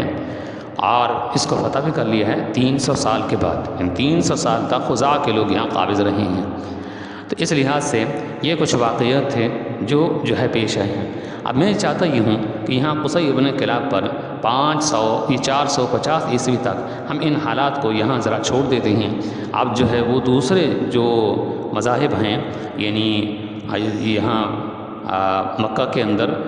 یہودیت کیسے داخل ہوئی، عیسائیت کیسے داخل ہوئی، مجوسیت کیسے داخل ہوئی، تو میں کہتا ہوں ذرا ان کا جائزہ لے لیتے ہیں، ٹھیک ہے؟ تو یہ ہم نے شروع کیے ہیں حضرت اسماعیل علیہ السلام سے لے کر آگے تک جو ہم پڑھتے ہیں ان کی شادی کیسی ہوئی، اور پھر جرہم کے لوگ، عدنانی لوگ کیسے یہاں سے نکالے گئے، اور وہ یہاں پر جو ہے خزاع کے لوگ کیسے یہاں انہوں نے قیام اختیار کیا، پھر خزاع کے لوگوں کو کس نے یہاں سے نکالا، اور کب ان کو یہاں پر ان کو بھی دوبارہ سے ان کو تسلط حاصل ہوا ہے، اور درمیان کے اندر جو نشیب و فراز آئے ہیں ان کا ہم نے ذکر کیا ہے، اور قصی ابن کلاب پر آ کر 450 عیسوی تک ہم نے یہ سارے حالات بیان کیے ہیں۔ آگے کے حالات انشاءاللہ پھر بعد میں چل کر ہم جو ہے بیان کریں گے۔ اب ذرا یہودیت اور عیسائیت کا ہم جائزہ لے لیتے ہیں۔ سب سے پہلے آتے ہیں یہودیت کی طرف کہ یہ جزیرہ نما عرب کے اندر یہودیت جو ہے یہ کیسے داخل ہوئی ہے۔ دیکھیے یہودیت جو ہے اس طرح داخل ہوئی، یہودیت 2 مرتبہ داخل ہوئی ہے۔ سب سے پہلے آشوریوں نے شام کے اوپر حملہ کر دیا تھا، اور اس کے نتیجے کے اندر یہودیت بہت زیادہ تعداد کے اندر یہ مار دیے گئے تھے۔ یہ 721 قبل مسیح کی بات ہے، یعنی عیسیٰ علیہ السلام کی پیدائش سے 721 سال پہلے کی بات ہے، یہ 7 صدیاں پہلے کی بات ہے۔ یہ اشوریوں نے یہاں پر حملہ کیا تھا شام پر، اور شام کے اندر یہی لوگ رہتے تھے، تو ان کو پھر انہوں نے یہاں سے ان کو مار بھگایا تھا، اور کئی لوگوں کو قتل کر دیا، تو جو ان کے ہاتھ میں آیا تھا ان کو وہ قید کر کے واپس لے گئے تھے، اپنے ملک میں لے گئے تھے قیدی بنا کر، بہت ساروں کو قتل کر دیا تھا۔ پھر اس کے بعد کیا ہوا کہ ان میں سے کچھ لوگ تھے وہ بھاگتے بھاگتے اس علاقے کو چھوڑتے ہوئے شام کو یہ تیمہ کے اندر، خیبر کے اندر، تبوک کے اندر ان لوگوں نے آ کر یہاں قیام اختیار کیا۔ پھر آپ دیکھیں گے کہ 587 قبل مسیح میں، 587 وہ تھا، 721 اور یہ 587 میں بخت نصر نے پھر ان کے اوپر حملہ کیا۔ ان کی جو حکومت تھی وہاں شام کے اندر بڑی مستحکم ان کی حکومت تھی، بخت نصر نے ان پر حملہ کیا، تو اس نے تو پھر کئی ہزار لوگوں کو اس نے قتل کیا، اور کئی ہزار لوگوں کو اس نے قیدی بنایا، اور قیدی بنا کر وہ یہاں سے ان کو بھیڑ بکریوں کی طرح ان کو اپنے شہر وہاں بابل کے اندر لے گیا، اور بہت اس نے ان کی پٹائی کی تھی۔ تو پھر وہاں سے ان کے کچھ لوگ جو ہے بھاگے قبائل ان کے، وہاں سے انہوں نے ہجرت کی اور شام کو انہیں چھوڑ دیا، اور وہ عرب کے شمال کے اندر آ کر انہوں نے قیام اختیار کیا تھا۔ عرب کے شمال کے اندر انہوں نے یہاں آ کر جو ہے قیام اختیار کیا، اور پھر کئی سارے مقامات کے اوپر انہوں نے آ کر اپنے گھر یہاں پر بنائے اور مستقل یہاں رہنے لگے۔ پھر آپ دیکھیں گے کہ 70 عیسوی میں اور اسی طرح 133 عیسوی میں رومن ٹائٹس نے ان کے اوپر حملہ کیا۔ 70 عیسوی میں رومن ٹائٹس نے ان کے اوپر حملہ کیا، پھر 133 عیسوی کے اندر بھی پھر دوبارہ ان کے اوپر حملہ کیا گیا تھا۔ اب اس کا نتیجہ کیا نکلا کہ ان میں سے پھر بہت سارے یہودیوں نے پھر شام کو جو ہے چھوڑا تھا، پھر وہ جزیرہ نما عرب کے اندر داخل ہوئے اور یہاں مختلف مقامات کے اوپر انہوں نے قیام اختیار کر لیا۔ لیکن 133 عیسوی کے اندر جب دوبارہ ان کے اوپر 70 کے بعد 133 میں ان پر حملہ ہوا، پھر کیا ہوا کہ ان میں سے 3 جو ہے قبیلے تھے جو شام سے اٹھے، ہجرت کی انہوں نے، اور انہوں نے یہاں مدینہ کے اندر آ کر قیام اختیار کیا۔ یاد رکھیں اس وقت مدینہ منورہ کا نام مدینہ منورہ نہیں تھا، بلکہ اس کا نام یثرب تھا، یا سارا اور با یثرب اس کا نام تھا۔ مدینہ اس کا نام اس وقت پڑا ہے جب نبی اکرم صلی اللہ علیہ وسلم ہجرت کر کے مکہ سے مدینہ کے اندر تشریف لے کر کے آئے ہیں، پھر اس کا نام مدینہ المنورہ پڑا ہے، ورنہ اس سے پہلے اس کا نام یثرب تھا سا کے ساتھ۔ پھر کیا ہوا کہ انہوں نے یہاں آ کر قیام اختیار کیا، اور یہ ان میں سے جو قبائل تھے وہ 3 بڑے قبیلے تھے، وہ قبیلہ بنو نذیر، قبیلہ بنو قینقاع اور قبیلہ بنو قریظہ۔ یہ 3 بڑے قبائل تھے جنہوں نے یہاں آ کر قیام اختیار کیا، اور اس وقت بھی ان کا جو ہے خیال یہ تھا، انہوں نے کہا کہ ہم وہاں جا کر رہیں گے جہاں آخر الزماں پیغمبر آئیں گے، اور ہمیشہ کے لیے، تاکہ ہم جو ہے وہاں پر رہیں، ان کے ہاتھ پر بیعت کریں گے، اور پھر اس طرح ایک وقت آئے گا کہ پوری دنیا کے اوپر ان کا جو کلمہ ہوگا اور ان کی جو نبوت اور رسالت ہوگی دنیا تک پہنچ کر رہے گی، تو لہٰذا ہم پہل جا کر ان کا استقبال کرتے ہیں اور وہیں جا کر قیام اختیار کرتے ہیں۔ آپ یہاں سے اٹھیں، کسی اور جگہ چلے جائیں، وہاں کے لوگ پھر ماریں گے، پھر کسی اور جگہ، اس طرح بھٹکتے نہ رہیں، بلکہ آخر الزمان پیغمبر کے قیام گاہ پر جا کر ہم پہلے سے ان کا استقبال کریں گے۔ تو اس لحاظ سے پھر یہ 3 قبیلے یہاں مدینہ کے اندر آئے ہیں۔ ان کے حالات آپ آگے چل کر جو ہم سیرت کا مکمل جو ہے ایک طرح کا ہم وہ ترتیب چلیں گے، تو انشاءاللہ ابھی سے کوشش ہے، چونکہ یہ محرم بھی ختم ہونے والا ہے اور آگے پھر سفر شروع ہونے والا ہے۔ سفر میں ہجرت کا موضوع زیادہ تر چلتا ہے، پھر ربیع الاول ہے اور ربیع الثانی ہے، جمادی الاولیٰ ہے، جمادی الثانی ہے، تو یہ تقریباً جو مہینے بنتے ہیں یہ، اس میں کچھ اور بھی مخصوص ذرا عنوانات ہیں، لیکن زیادہ تر اس میں سیرت چلتی ہے۔ ہم کوشش کریں گے انشاءاللہ کہ آپ صلی اللہ علیہ وسلم کی مکمل سیرت کو ذرا ڈیٹیل کے ساتھ ہم اس کے جو ہے لیکچر جو ہے تیار کریں، اور ہم اس کے جو ہے تفصیل کے ساتھ ان کے جو ہے حالات کو ذرا جو ہے بیان کریں۔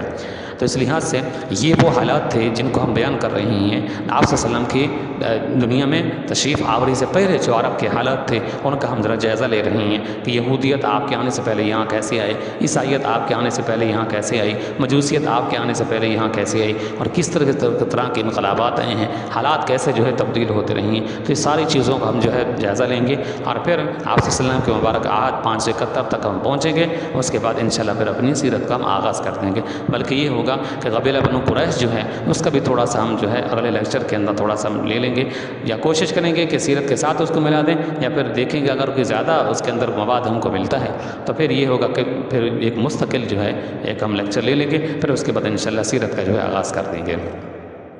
چلیں بہرحال آپ دیکھیں کہ یہ جو یہودی ہیں یہ یہودی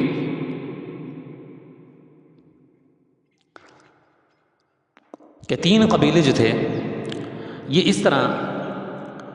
مدینے کے اندر بھی یہ لوگ جو ہے داخل ہوتے ہیں اور یہاں آ کر انہوں نے قیام اختیار کیا۔ تو پہلی مرتبہ ان کو مار پڑی ہے، اشوریوں نے ان کو مارا ہے، اشوریوں نے، تو وہاں سے بھاگے بھاگے یہاں عرب کے اندر داخل ہوئے، تبوک میں، خیبر میں، تیماء وغیرہ میں یہاں آ کر انہوں نے قیام اختیار کیا۔ دوسری مرتبہ بخت نصر نے ان کو مارا تو وہاں سے پھر یہ بھاگے ہیں، پھر بھی تقریباً انہی علاقوں کے اندر آ کر انہوں نے قیام اختیار کیا۔ تیسری مرتبہ پھر ان کو مار پڑی ہے 70 عیسوی میں، رومن ٹیٹس نے ان کو مارا، پھر وہاں سے بھاگے ہیں اور یہاں انہوں نے قیام اختیار کیا۔ چوتھی مرتبہ پھر ان کو جو ہے مار پڑی ہے 133 عیسوی کے اندر، پھر یہ لوگ وہاں سے بھاگے آئے ہیں اور یہاں مدینے کے اندر 3 قبیلے یہاں آ کر انہیں قیام اختیار کیے ہیں۔ تو یہ یہودیوں کے مختصر جو ہے ذرا حالات تھے ان کے۔ پھر ان کے ساتھ یہاں جزیرہ نما عرب کے اندر ان کے ساتھ کیا ہوا وہ بھی ان کے اپنی شرارتوں کی وجہ سے، وہ انشاءاللہ پھر جب آگے ہم جو ہے وہ چلیں گے سیرت کا عنوان، تو اس وقت پھر ان کا انجام کا تذکرہ ہوگا۔ تبوک کے اندر جو یہودی رہتے تھے ان کے ساتھ پھر کیا ہوا، اور خیبر کے اندر جو یہودی رہتے تھے انہوں نے مسلمانوں کے ساتھ کیا کیا، پھر ان کے آخر کار پھر ان کا کیا حال ہوا، وہ انشاءاللہ پھر بعد کے اندر ہم جو ہے آگے جب بڑھیں گے تو اس وقت ہم دیکھیں گے۔ اب آتے ہیں ذرا عیسائیت کی طرف۔ دیکھیے عیسائیت جو ہیں ان کا بہت وجود بہت تھوڑا تھا ان کا۔ سلطنت روما میں ایک بادشاہ گزرا ہے ایمپرل کوسٹنٹائن، یہ یہودی تھا، یہ اس کے آباء و اجداد یہودی تھے، اور اس کی جو سلطنت تھی وہ سارے کے ساری یہودی تھی، اور جس نے اس کو یہ حکومت جس کے ذریعے سے اس تک پہنچی تھی وہ سارے اوپر والے سارے یہودی تھے، اور یہ شروع کے اندر یہودی تھا۔ یہ کسی طریقے سے عیسائیوں کا ایک وفد اس کے پاس آیا تو اس نے آ کر ان کو دعوت دی عیسائیت کی، تو اس کو وہ عیسائی مذہب پسند آ گیا، سمجھ میں آ گیا، تو 320 عیسوی میں اس نے عیسائیت کو قبول کر لیا۔ 320 عیسوی میں اس نے عیسائیت کو قبول کر لیا ایمپرل کوسٹنٹائن نے۔ پھر کیا ہوا کہ 380 عیسوی تک، بہت تھوڑا عرصہ بنتا ہے، 360 سال بنتے ہیں، 360 عیسوی یہ 380 عیسوی تک 60 سالوں کے اندر اس شخص نے پوری اپنی سلطنت روما کو عیسائی بنا دیا۔ کیونکہ جب بادشاہ ایک مذہب اختیار کر لیتا ہے تو پھر رعایا کو اس پر لانا کوئی مشکل نہیں ہوتا، پھر وہ ڈنڈے کے زور پر ہوتا ہے، جو مانے جو ٹھیک ہے، جو نہ مانے پھر اس کو قتل کر دو، راستے سے ہٹا دو۔ تو اس نے بھی اس آیت قبول کرنے کے بعد پولیس کو، فوج کو حکم دے دیا کہ ان سب کو کہا جائے اس آیت کو قبول کرو، یہ سچا مذہب ہے، یہ قبول کرتے ہیں ٹھیک ہے، جو سر اٹھائے بات نہ مانے اس کو قتل کر دو۔ تو صرف 60 سالوں کے اندر، تھوڑی مدت کے اندر اس نے پوری اپنی رعایا کو صحیح بنا دیا،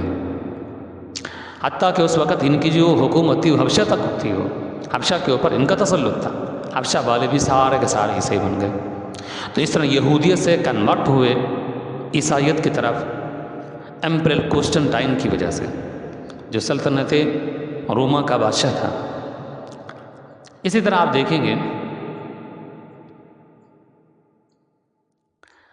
کہ 340 عیسوی سے لے کر 378 عیسوی تک یمن کے اوپر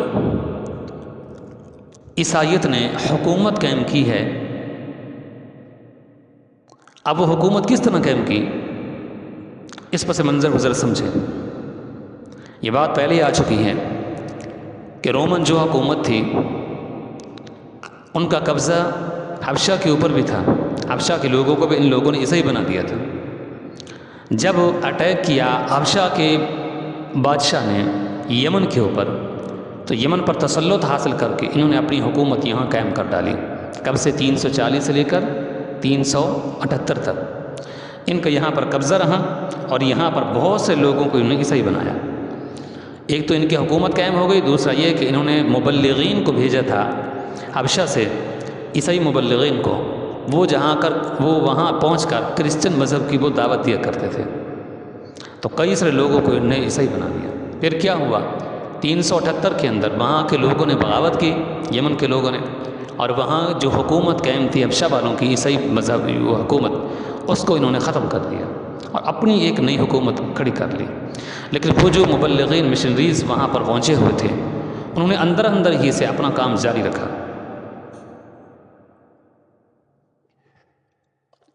تو انہی میں سے ایک عیسائی، ایک راہب، ایک عیسائی عالم جس کا نام فیمیوس تھا، وہ پادری وہاں سے نجران کی طرف چلا گیا، اور نجران کے اندر وہاں پہنچ کر اس نے وہاں عیسائیت کی تبلیغ کی، اور وہاں کے جو لوگ تھے انہوں نے اس کو اچھا رسپانس دیا اور اس کی بات کو مان لیا، تسلیم کر لیا۔ بہت سارے لوگ وہاں انہوں نے عیسائیت کو قبول کر لیا۔ تو انہوں نے کہا کہ دیکھو یہاں عیسائیت تو سمجھیں قبول کر لی گئی ہے، لیکن اس میں یہ ہے کہ ہمارا یہاں اپنی حکومت بھی چھوٹی سی ہونی چاہیے۔ تو پھر انہوں نے حکومت کو چلانے کے لیے 3 منصب کریٹ کیے۔ پہلا منصب انہوں نے جو کریٹ کیا وہ تھا سید کا، دوسرا عاقب، اور تیسرا منصب تھا اسقف کا۔ اب یہ جو پہلا منصب تھا جس کا ٹائٹل انہوں نے سید کا دیا، وہ خارجی امور کو دیکھتے تھے۔ اسی طرح دوسرا ٹائٹل جنہوں نے کریٹ کیا منصب کا، عہدے کا، وہ عاقب کا تھا۔ ان کا ذمہ اندرونی جو حالات تھے، جس کو ہم داخلی امور کہہ سکتے ہیں، ان کے اوپر نظر رکھنا ہوتا تھا، ان کو سنبھالنا ہوتا تھا۔ اور اسی طرح تیسرا منصب جس کا ٹائٹل انہوں نے اختیار کیا وہ تھا اسقف کا۔ اس کی ذمہ داری یہ ہوتی تھی کہ یہ مذہبی امور کو دیکھتے تھے۔ تو سید خارجی امور کے لیے متعین تھے، عاقب داخلی امور کے لیے متعین تھے، اور اسی طرح اسقف یہ مذہبی امور کے لیے متعین تھے۔ تو ان کو ان مقاصد کے لیے کریٹ کیا گیا تھا۔ پھر کیا ہوا کہ نجران کے اندر بھی عیسائیت قائم ہو گئی، اور یمن کے اندر بھی کافی حد تک عیسائیت وہاں بھی قائم ہو گئی۔ اللہ تبارک و تعالی نے سورہ آل عمران کے اندر جو ابھی آیات ہم نے آپ کے سامنے پڑھی ہیں، اس کے اندر جو مباہلہ کے لیے ان کو بلایا گیا تھا، وہ دراصل ان میں سے جو تینوں منصب کے لوگ تھے، یہ نجران کے عیسائی اپنے ساتھ ان کو لائے تھے۔ اسقف کو بھی اپنے ساتھ لائے تھے جو اس وقت کا ہوگا،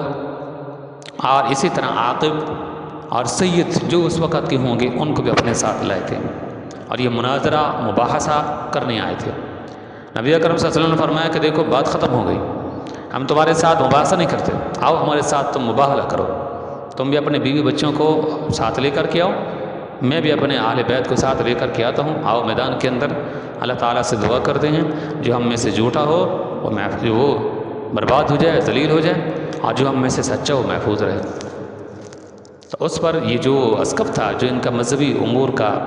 سمجھے سربراہ تھا، تو اس نے ان کو اشارہ کیا نہیں اس بات پہ نہیں آنا، کیونکہ وہ سمجھتا تھا وہ کہ باتوں کے اندر دھوکہ تو دیا جا سکتا ہے، باتوں کے اندر لوگوں کو قائل تو کیا جا سکتا ہے، لیکن جب یہ بات آ گئی کہ سچا کون ہے جھوٹا کون ہے ابھی پتہ چل جائے گا، اللہ تعالیٰ اس کو نیست و نابود کر دے، پھر اس کو پتہ تھا تو جھوٹے تو ہم ہیں، تو اس لحاظ سے اس نے اشارہ کیا کہ نہیں اس بات پہ نہیں آنا، تو یہ لوگ پھر واپس لوٹ گئے تھے۔ تو یہ نجران کے عیسائی تھے جن کا ذکر اللہ تعالیٰ نے سورہ آل عمران کے اندر فرمایا ہے۔ تو ان نجران کے عیسائیوں کو جس نے عیسائی بنایا تھا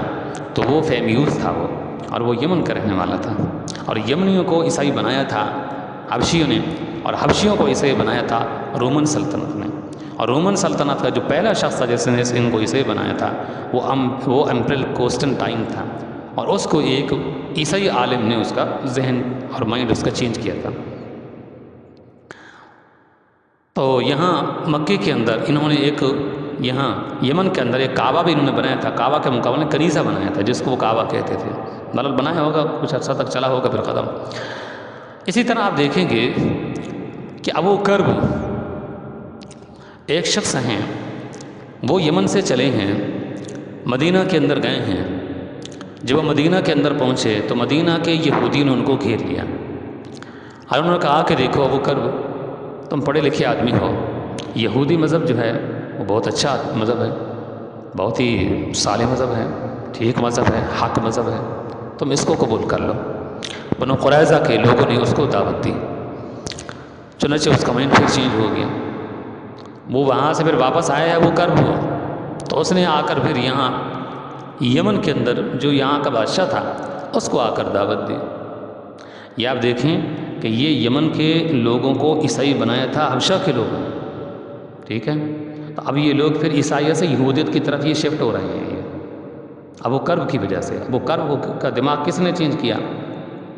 مدینہ کے یہودیوں نے، جو قریظہ کے لوگ تھے انہوں نے۔ ابو کرب جب وہاں سے واپس آیا مدینہ سے یثرب سے، تو اس نے آ کر یہاں کا جو بادشاہ تھا اس کو آ کر سمجھایا، تو اس کا بھی مائنڈ چینج ہو گیا،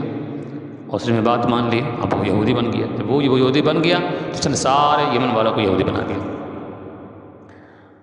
پھر اس کے بعد وہ فوت ہو گیا تو ذو نواس ایک بادشاہ آیا، تو وہ کٹر یہودی تھا، یعنی اپنے مذہب کے اندر اس نے سمجھے کہ وہ پکا تھا وہ۔ تو جب اس نے کٹر یہودیت اختیار کر لی تو اس نے یہ آرڈر جاری کر دیا تھا کہ یہاں یمن کے اندر صرف پرچار ہو سکتی ہے تو یہودیت کی ہو سکتی ہے، عیسائیت کی ہرگز نہیں ہو سکتی۔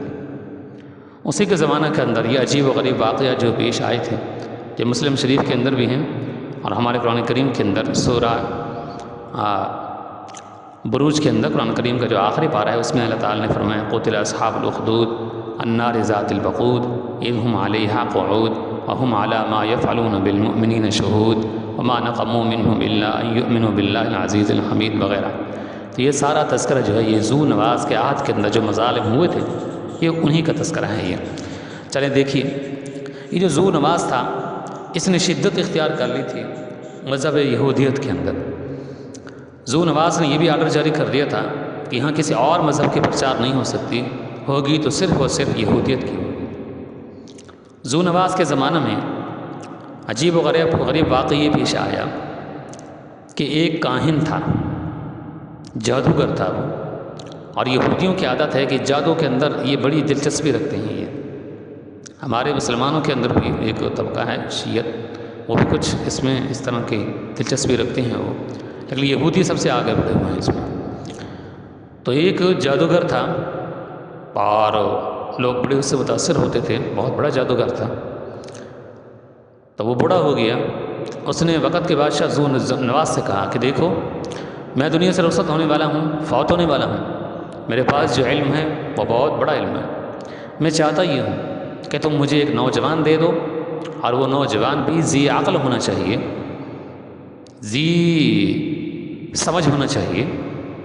سمجھدار ہونا چاہیے تاکہ وہ میرے علم کو فوراً حاصل کرے اور پھر بعین ہی اس کو آگے لوگوں تک پہنچائے اور لوگ اس سے پورا استفادہ حاصل کر سکیں اور یہ میرا علم ضائع نہ ہو۔ چنانچہ ذو نواس نے ایک نوجوان لڑکے کو تلاش کیا، عقل مند بھی تھا، سمجھدار بھی تھا، خوبصورت بھی تھا، تو اس لڑکے کے ذمہ لگایا کہ تم نے اس علم کو پڑھنا ہے، حاصل کرنا ہے اور پھر لوگ آپ سے استفادہ حاصل کریں گے اس بوڑھے کے مر جانے کے بعد، اور یہ علم کہیں ضائع نہ ہو، اس کو آپ نے محفوظ کرنا ہے۔ اب لڑکا کیا کرتا تھا کہ صبح سویرے اٹھتا تھا، ناشتہ کرتا، پھر سبق پڑھنے کے لیے اس جادوگر کے پاس پہنچ جاتا، دن بھر اس سے تعلیم حاصل کرتا، شام کے وقت واپس گھر لوٹ آتا۔ یہ روزانہ کا اس کا یہ سفر جو یمن کے اندر یہ جاری رہتا تھا۔ یہ ایک مرتبہ یہ شخص وہاں سے گزر رہا تھا تو یہاں بیچ راستہ میں ایک گھر تھا عیسائی کا۔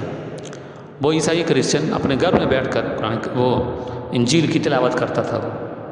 تو جب یہ اس نے ذرا کان لگا کر توجہ کی کہ سنو اس گھر سے کیا آواز آ رہی ہے، تو اس کو ذرا ترنم سے آواز محسوس ہوئی،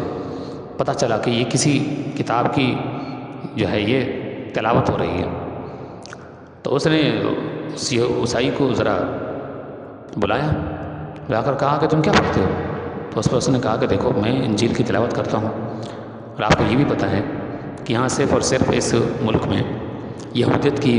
پرچار ہو سکتی ہے اور کسی مذہب کی تبلیغ کرنا ممنوع ہے حکومت اور گورنمنٹ کی طرف سے، لہٰذا میں بچے تمہیں یہ کہوں گا کہ یہ جو میرا مذہب ہے یہ بالکل درست صحیح ہے، کیونکہ بچہ بتا چکا تھا کہ میں تعلیم حاصل کرنے کے لیے فلاں یہودی کے پاس جاتا ہوں، اور اس عیسائی نے کہا کہ نہیں وہ سچا مذہب نہیں، یہ سچا مذہب ہے۔ اور جب انہوں نے اس کی تعریف کی اور کچھ چیزیں احکامات بتائے ہوں گے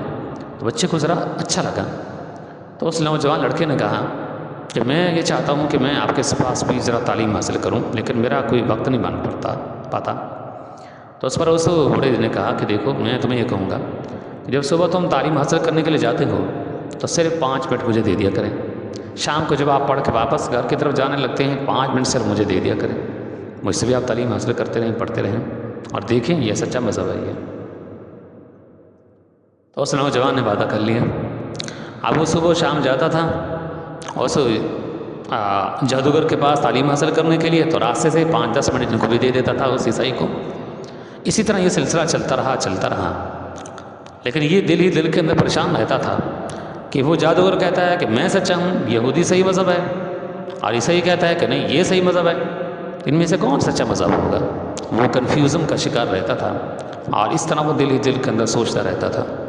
ایک مرتبہ ایسا ہوا کہ جس راستے سے آتا جاتا تھا اس راستے میں جب یہ گزر رہا تھا تو دیکھا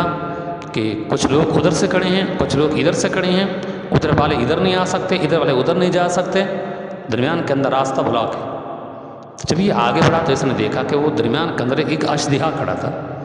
اور اس کی وجہ سے لوگ ادھر والے ادھر، ادھر والے ادھر رکے ہوئے تھے کہ یہ کہیں ہٹے ادھر ادھر جائے تاکہ راستہ صاف ہو اور ہم اپنی منزل مسعود تک پہنچے۔ تو یہ لڑکا بھی جب آیا تو اس نے بھی ذرا جھانک کر دیکھا ہوگا تو اشدہا اس کو نظر آیا، تو فوراً اس کے دماغ کے اندر وہ تدبیر آئی، اس نے کہا کہ ہاں آج یہ موقع آیا ہے، آج میں دیکھتا ہوں کہ ان 2 مذاہب میں سے کون سا مذہب سچا ہے۔ اس نے پھر نیچے سے پتھر اٹھایا، چھوٹا سا پتھر کا ٹکڑا تھا، اس نے اٹھا کر کہا اے اللہ تو جانتا ہے کہ ان 2 مذاہب میں سے کون سا مذہب سچا ہے، میں یہ پتھر اٹھا کر اس اژدہا کو مارتا ہوں میں، اگر عیسائیت مذہب سچا ہے تو پھر آئے اللہ تو اس میرے چھوٹے سے پتھر کے ذریعے سے اس اژدہا کو مار دے، قتل کر دے، اور اگر یہودی مذہب سچا ہے تو پھر آئے اللہ میری اس پتھر کے ذریعے سے یہ اژدہا نہ مرے، جس سے میں پہچان لوں گا کہ عیسائی مذہب سچا ہے یا پھر یہودی مذہب سچا ہے۔ اگر یہ اس پتھر کے ذریعے سے یہ اژدہا مر جاتا ہے تو پھر عیسائی مذہب سچا ہے، نہیں مرتا پھر یہودی مذہب سچا ہے۔ چنانچہ جب اس نے یہ کہا پھر اس نے پتھر اٹھایا اور اس کو مارا تو وہ فوراً ہی وہ ڈھیر ہو گیا، اژدہا مر گیا۔ اب اس کے من کے اندر یہ بات آ گئی کہ بالکل یہ عیسائی مذہب سچا ہے۔ اب وہ لوگ بھی اس بچے کو، نوجوان کو دیکھ رہے تھے کہ اتنا بڑا اژدہا اور اس لڑکے نے چھوٹا سا پتھر اٹھایا اور اس کو مارا ہے، لگتا ہے کہ بیچ میں کوئی بات ہے، صحیح ہے یہ کوئی نیک بچہ ہے، یہ صالح بچہ ہے۔ پھر کیا ہوا کہ کچھ عرصہ کے بعد ذو نواس کا قریبی اس کا وزیر تھا، وہ کسی وجہ سے بیماری کی وجہ سے ہو گیا، جس وجہ سے بھی اچانک وہ اندھا ہو گیا۔ اس کی بینائی ختم ہو گئی، روشنائی آنکھوں کی چلی گئی۔ تو اس نے کہا کہ مجھے اس لڑکے کے پاس لے چلو جس لڑکے نے اس وقت اس اژدہا کو مارا تھا اور میں اس وقت موجود تھا۔ ہو سکتا ہے کہ لڑکا دعا کر دے، سالے لڑکا لگتا تھا مجھے، تو میں درست ہو جاؤں۔ چنانچہ اس کے وہ گھر والے اس کو لے کر لڑکے کے پاس آ گئے، اور لڑکے کو جب بتایا گیا تو وہ ہنس پڑا۔ اس نے کہا کہ دیکھو، میں نے اس وقت وہ پتھر تو ظاہراً اپنے ہاتھوں سے مارا تھا، تم نے بھی دیکھا تھا، لیکن اس اژدہا کو میں نے نہیں مارا تھا، اس کو اللہ نے مارا تھا۔ اور پھر اس نے کہا کہ جس مذہب کو میں اختیار کر چکا ہوں، مذہب بالکل سچا مذہب ہے، اور اس مذہب کی برکت سے اللہ نے اس کو مارا ہے۔ اچھا وہ مذہب کون سا ہے وہ؟ اس نے کہا وہ عیسیٰ علیہ السلام کا دین ہے۔ اوہو، اب اسی کے اوپر تو گورنمنٹ کی طرف سے اجازت نہیں تھی کہ وہ پرچار کی جائے، اور اگر کوئی اس مذہب کو اختیار کرتا ہے یہودیت کے علاوہ تو اس کے اوپر بھی گورنمنٹ کی طرف سے اس پر سزا جاری تھی کہ اس کو جیل میں ڈالا جا سکتا ہے، اس کو قتل کیا جا سکتا ہے۔ تو اس نے کہا کہ تم اس مذہب کو اختیار کر لو، میں بھی دعا کرتا ہوں تو تم درست ہو جاؤ گے، مجھے اپنے رب کی ذات کے اوپر یقین ہے۔ چنانچہ وہ جو وزیر تھا اس نے دعا کر دی، چلو میری بینائی تو لوٹ آئے گی۔ اس نے جیسے ہی دعا کی، لڑکے نے اس نے جیسے ہی اسلام قبول کیا، عیسائیت کو مذہب کو قبول کیا، اور اس لڑکے نے دعا کر دی تو بالکل درست ہو گیا وہ۔ لیکن یہ بات یاد رکھیں، اس زمانے کے اندر عیسائی مذہب یہ بالکل حق مذہب ہے، کیونکہ جب ایک نبی آتا ہے تو اس سے پہلے جو نبی ہوتا ہے اس کی جو شریعت لاگو ہوتی ہے، نئے نبی کے آنے کی وجہ سے وہ شریعت پہلے والی جو ہوتی ہے وہ پھر منسوخ ہو جاتی ہے۔ نئے نبی کو اللہ تبارک و تعالی جو تعلیم دیں گے، جو کتاب دیں گے، اب اس کے اوپر عمل کرنا لازم ہوگا، اس پر بھی عمل ہوگا، احکامات پر عمل نہیں ہوگا۔ اگر کوئی تبدیلی آ جاتی ہے بعد میں تو اس مذہب کو اختیار کرنا لازمی ہوگا، اس مذہب کو چھوڑ دیا جائے گا۔ تو جب تک عیسیٰ علیہ السلام نہیں آئے تو پھر یہودی مذہب سچا تھا۔ عیسیٰ علیہ السلام آ گئے تو اب اس مذہب کو چھوڑنا ہوگا، اس مذہب کو قبول کرنا ہوگا، لیکن سارے انبیاء علیہ السلام ساری کتابوں کے اوپر ایمان رکھنا ہوگا، کیونکہ ان نبیوں کو اللہ نے بھیجا ہے، کتابوں کو اللہ نے اتارا ہے۔ ایک ہے شریعت کے احکام کی پیروی کرنا، ایک ہے انبیاء علیہ السلام کی تعظیم کرنا، کتابوں کی تعظیم کرنا۔ تعظیم رہے گی انبیاء کی بھی، کتابوں کی بھی، لیکن ان کے احکامات یہاں نافذ نہیں ہوں گے۔ حکم آپ اسی کا نافذ ہوگا جو وقت کا نبی اور پیغمبر ہوگا۔ تو اس لحاظ سے وہ سچا مذہب جو تھا اس وقت وہ عیسائیت ہی تھا۔ تو لڑکے نے کہا کہ تم عیسائیت قبول کر لو تو میں دعا کر دوں گا درست ہو جائے گا۔ تو اس نے وزیر نے عیسائی مذہب قبول کیا، لڑکے نے دعا کی تو وہ بالکل درست ہو گیا وہ۔ تو اس لحاظ سے پھر وہ دوبارہ جو بادشاہ کے پاس، ذونواس کے پاس وہاں پہنچا ہوگا اس کے پارلیمنٹ میں، تو پھر ذونواس نے اسے پوچھا ہوگا کہ یہ تمہیں کیا ہو گیا، کیسے تبدیلی آ گئی ہے؟ کچھ دن تو میں نے دیکھا تیری بینائی چلی گئی تھی اور اب تو بالکل درست ہو گیا۔ تو لڑکے نے بتایا ہوگا، اس نے وزیر نے کہ فلاں لڑکے نے دعا کی تو میں درست ہو گیا، اور ساری باتیں بھی بتائی ہوں گی کہ میں اس طرح اس کے مذہب کو قبول کر چکا ہوں۔ تو ذونواس کو تو غصہ آ گیا، اس نے تو پہلے ہی سے بین لگا رکھا تھا کہ یہاں کسی اور مذہب کی یہاں پرچار نہیں ہو سکتی، ہوگی تو صرف اور صرف یہودیت کی ہوگی۔ تو اس نے کہا کہ جاؤ اس لڑکے کو گرفتار کر کے میرے پاس لے آؤ۔ چنانچہ اس لڑکے کو پولیس والے گرفتار کر کے ذونواس کے پاس لے گئے۔ ذونواس نے اس نے پوچھا کیا واقعی آپ نے عیسائیت کو قبول کر لیا؟ تو اس نے اعتراف کر لیا ہوگا۔ تو اس پر ذونواس نے کہا کہ جن جن لوگوں نے اس کے مذہب کو اختیار کیا ہے ان سب کو قتل کر دو۔ چنانچہ ان سب کو قتل کر دیا گیا۔ ذونواس نے کہا کہ اس لڑکے کو خوب سزا دو اس کو، اور اس سے پوچھو تمہیں کس نے یہ دعوت دی ہے اس مذہب کی۔ چنانچہ اس لڑکے کو بہت مارا گیا، اسے پوچھا کیا، بالآخر اس نے اعتراف کر لیا کہ فلاں جو بڑا رہتا ہے فلاں جگہ پہ میرا استاد ہے وہ، تو اس نے مجھے دعوت دی تھی تو میں نے پھر عیسائیت کو قبول کر لیا تھا۔ تو اس نے کہا ذونواس نے کہ جاؤ اس کو گرفتار کر کے میرے پاس لے آؤ۔ بوڑھے کو لایا گیا، زمین کے اوپر اس کو لٹا دیا گیا۔ ذونواس نے کہا کہ آرا لے آؤ اور اس کے اوپر آ کر آرا رکھ دو اور اسے کہو کہ اب تو عیسائیت کو چھوڑ، یہودیت کو اختیار کر، ورنہ تجھے اس آرے کے ساتھ 2 ٹکڑے کر دیا جائے گا۔ جب یہ بات کہی گئی تو اس بوڑھے نے کہا کہ نہیں، میں اپنے سچے مذہب عیسائیت کو نہیں چھوڑ سکتا۔ چنانچہ ذونواس نے اس کے 2 ٹکڑے کر دیے۔ جب یہ سارے قتل کر دیے گئے، وہ بوڑھا بھی قتل کر دیا گیا، عالم جو عیسائی تھا، اور اسی طرح وہ لوگ جو اس لڑکے کے ہاتھ کے اوپر ایمان لا چکے تھے وہ بھی قتل کر دیے گئے۔ تو ذونواس نے کہا کہ اس لڑکے کو تم لے جاؤ پہاڑ کی چوٹی کے اوپر، پولیس والوں سے کہا، اور اس کو وہاں سے کسی کھائی کے اندر نیچے گرا دو تاکہ یہ ختم ہو جائے۔ چنانچہ پولیس والے اس کو لے کر گئے جب وہ کسی پہاڑ کی چوٹی پر لے کر گئے اور وہاں سے اس کو نیچے گرانے کی کوشش کی، ابھی وہ کوشش ہی کر رہے ہوں گے، اتنے میں زلزلہ آیا، وہ سارے کے سارے گر گئے اس کھائی کے اندر، لڑکا محفوظ رہا۔ پھر وہ لڑکا کہیں بھاگا نہیں ہے، وہ وہاں سے پھر واپس ذو نواس کے پاس آ گیا، سارا ماجرا سنایا، ذو نواس بڑا پریشان ہوا۔ اس نے پھر ایک اور وفد بھیجا پولیس والوں کو، کہا کہ اس کو لے جاؤ، دریا کے کنارے کھڑا کر دو، اس کو کہو عیسائیت کو چھوڑ کر یہودی احتیاط کرتا ہے تو ٹھیک ہے، ورنہ تجھے اس دریا کے اندر ڈبو دیا جائے گا۔ اس سے ایک لڑکے سے کہا گیا، اس نے کہا نہیں، میں یہ سچا مذہب نہیں چھوڑ سکتا، جس کی پاداش میں وہ اس کو ڈالنے والے تھے اس دریا کے اندر، تو اتنے میں وہ پانی کی جو ہے وہ چھولی بار کی طرف آئی، وہ سب کو بہا کر لے گئی، لڑکا محفوظ رہا۔ اب یہ جو بات ہے یہ کوئی سرسری بات نہیں ہے، بنی بنائی یہ کہانی، بلکہ یہ مسلم شریف کے اندر یہ سارے حالات یہ ملتے ہیں۔ یہ آگے جو ہم حالات بیان کرنے والے ہیں پورا پس منظر یہ بھی مسلم شریف میں ہیں، اور یہ واقعہ بھی مسلم شریف کے اندر ہے یہ، اور مسلم شریف میں یہ حدیث نمبر 7511 ہے، یہ 7511 یہ حدیث نمبر ہے یہ مسلم شریف میں۔ تو بہرحال یہ ہوا کہ ذو نواس کے پاس جب یہ لڑکا دوبارہ آیا تو پریشان ہو گیا۔ پھر اس لڑکے نے کہا ذو نواس سے کہ دیکھو تم جتنی بھی کوشش کر لو نا مجھے قتل کرنے کی، نہیں کر سکتے، جو بھی مجھے قتل کرنے کے لیے آئے گا یا کہیں لے کے جائے گا وہ خود مارا جائے گا، میں قتل نہیں ہوں گا۔ ہاں اگر تم واقعی مجھے قتل کرنا چاہتے ہو تو اپنے قتل کی تدبیر میں آپ کو خود بتاتا ہوں۔ ذو نواس نے کہا چلو بتائیے، تاکہ کسی طریقے سے اس کی جس سے جان چھڑائیں، اسے کہیں ایسا نہ ہو کہ پھر کوئی اور مصیبت کھڑی ہو جائے اور لوگ جو ہے اس کے دیکھا دیکھی کے اندر عیسائیت کو قبول کر لیں۔ تو اس نے کہا چلو بتائیں۔ اس پر ذو نواس کو اس لڑکے نے کہا تم اس طرح کرو، اپنی ساری رعایا کو یہاں اکٹھا کرو۔ تو شہر صنعاء کے اندر اعلان کر دیا گیا، ساری رعایا کے لوگ وہاں اکٹھے ہو گئے۔ پھر اس نے کہا کہ تم اس طرح کرو، یہ جو سامنے درخت ہے اس کے ساتھ مجھے تم باندھ لو، اور میرے پاس یہ ترکش ہے، ترکش کے اندر تیر ہیں، اور تیر میرے ترکش سے نکال کر مجھے مارو، اور اس سے میں قتل ہو جاؤں گا، تمہارا مقصد پورا ہو جائے گا۔ چنانچہ اسی طرح کیا گیا، لوگوں کو بلایا گیا، لوگوں کو جب ایک جمع غفیر وہاں جمع ہو گیا، پھر اس کے بعد اس لڑکے کو درخت کے ساتھ باندھ دیا گیا، اس کے ترکش سے تیر نکالا گیا، اس لڑکے کو مارا گیا، تو وہ اس لڑکے کی کن پٹی کے اوپر جا کر وہ تیر لگا، جس سے لڑکا فوراً شہید ہو گیا۔ اب جتنے لوگ وہاں پر جو ہے موجود تھے وہ سبھی لوگوں نے جب یہ دیکھا، ماجرا دیکھا، تو انہوں نے کہا یہ لڑکا واقعی سچا تھا، یہ اور اس کا مذہب واقعی سچا تھا، ہم اس لڑکے کے رب کے اوپر ایمان لے کر کیے ہیں، جو مذہب اس لڑکے کا تھا وہی مذہب ہمارا ہے۔ اب وہ پہلے ذو نواس پریشان تھا اس ایک آدمی کی وجہ سے، لڑکے کی وجہ سے، اب وہ سارے جو ہے پبلک وہ سارے وہ مسلمان ہو گئے، سمجھے عیسائیت کو قبول کا جو کہ سچا مذہب تھا۔ تو پھر ذو نواس نے کہا دیکھو، وہ ذرا سے کہا پریشان نہ ہو تم، جتنے لوگ یہ ابھی اعلان کر چکے ہیں نا کہ مسلمان ہو گئے ہیں، عیسائیت کو قبول کر لیا، میں ابھی ان کو سیدھا کرتا ہوں۔ اس نے کہا کہ اس طرح کرو، خندقیں کھودو۔ تو وہ جو نوکر چاکر تھے انہوں نے خندقیں کھودی، بڑے بڑے گڑھے کھودے،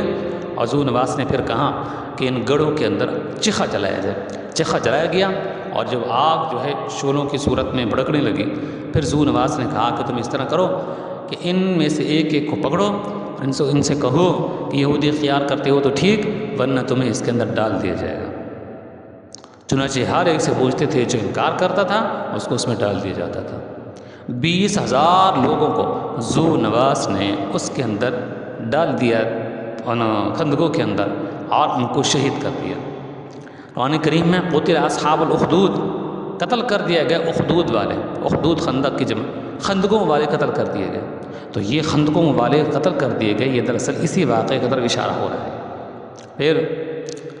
النار ذات الوقود، اس وقت کو یاد کرو کہ جب وہ کرسیوں کے اوپر چڑھ کر وہ اس آگ کے اوپر بیٹھے تھے،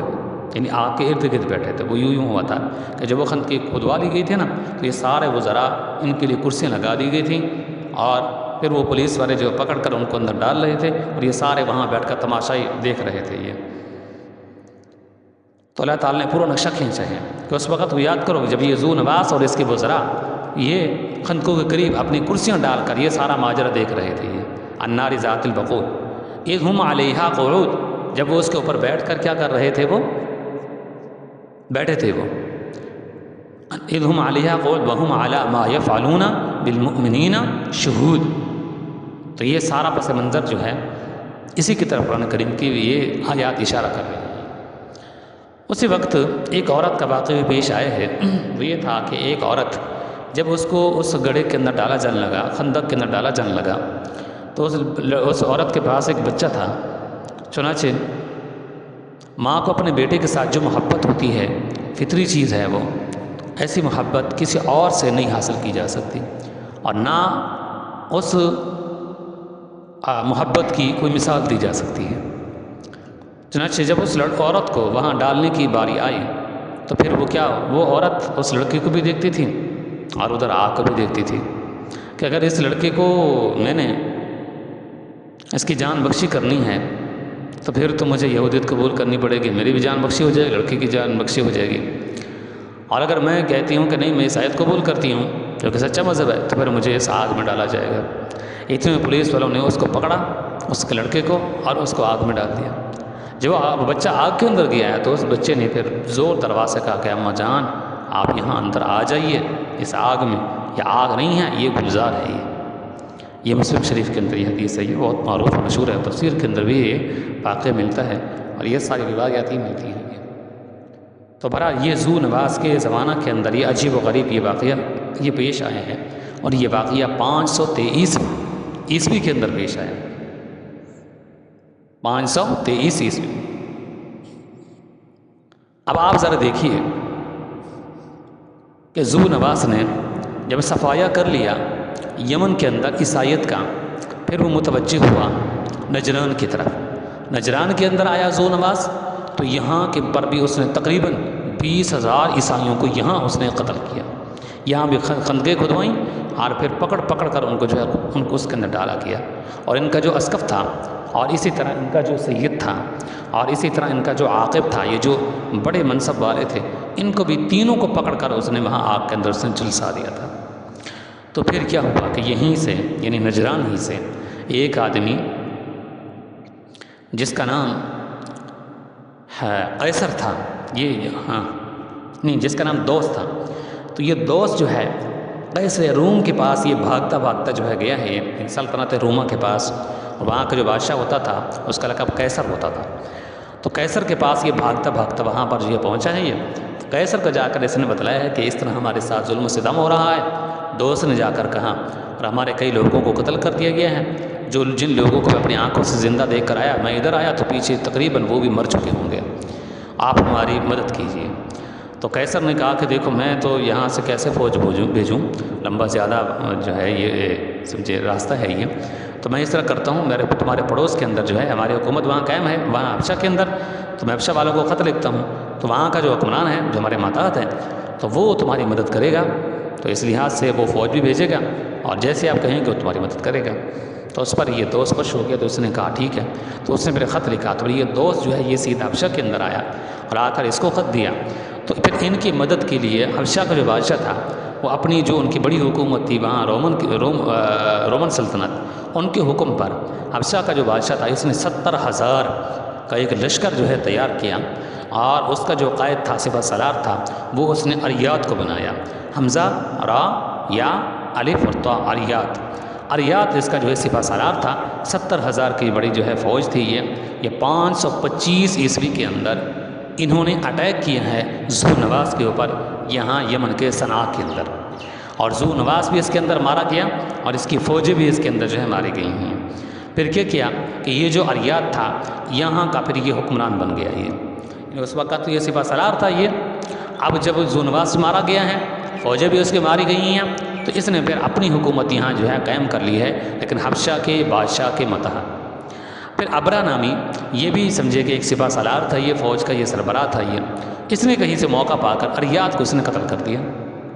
پھر اس نے سارا نظام اپنے ہاتھ کے اندر لے لیا۔ حبشہ کے بادشاہ کو خط لکھا کہ دیکھو اریات تو مارا گیا ہے، لیکن اس میں یہ ہے کہ جس طرح اریات آپ کا فرما بردار تھا اسی طرح میں بھی آپ کا فرما بردار ہوں گا،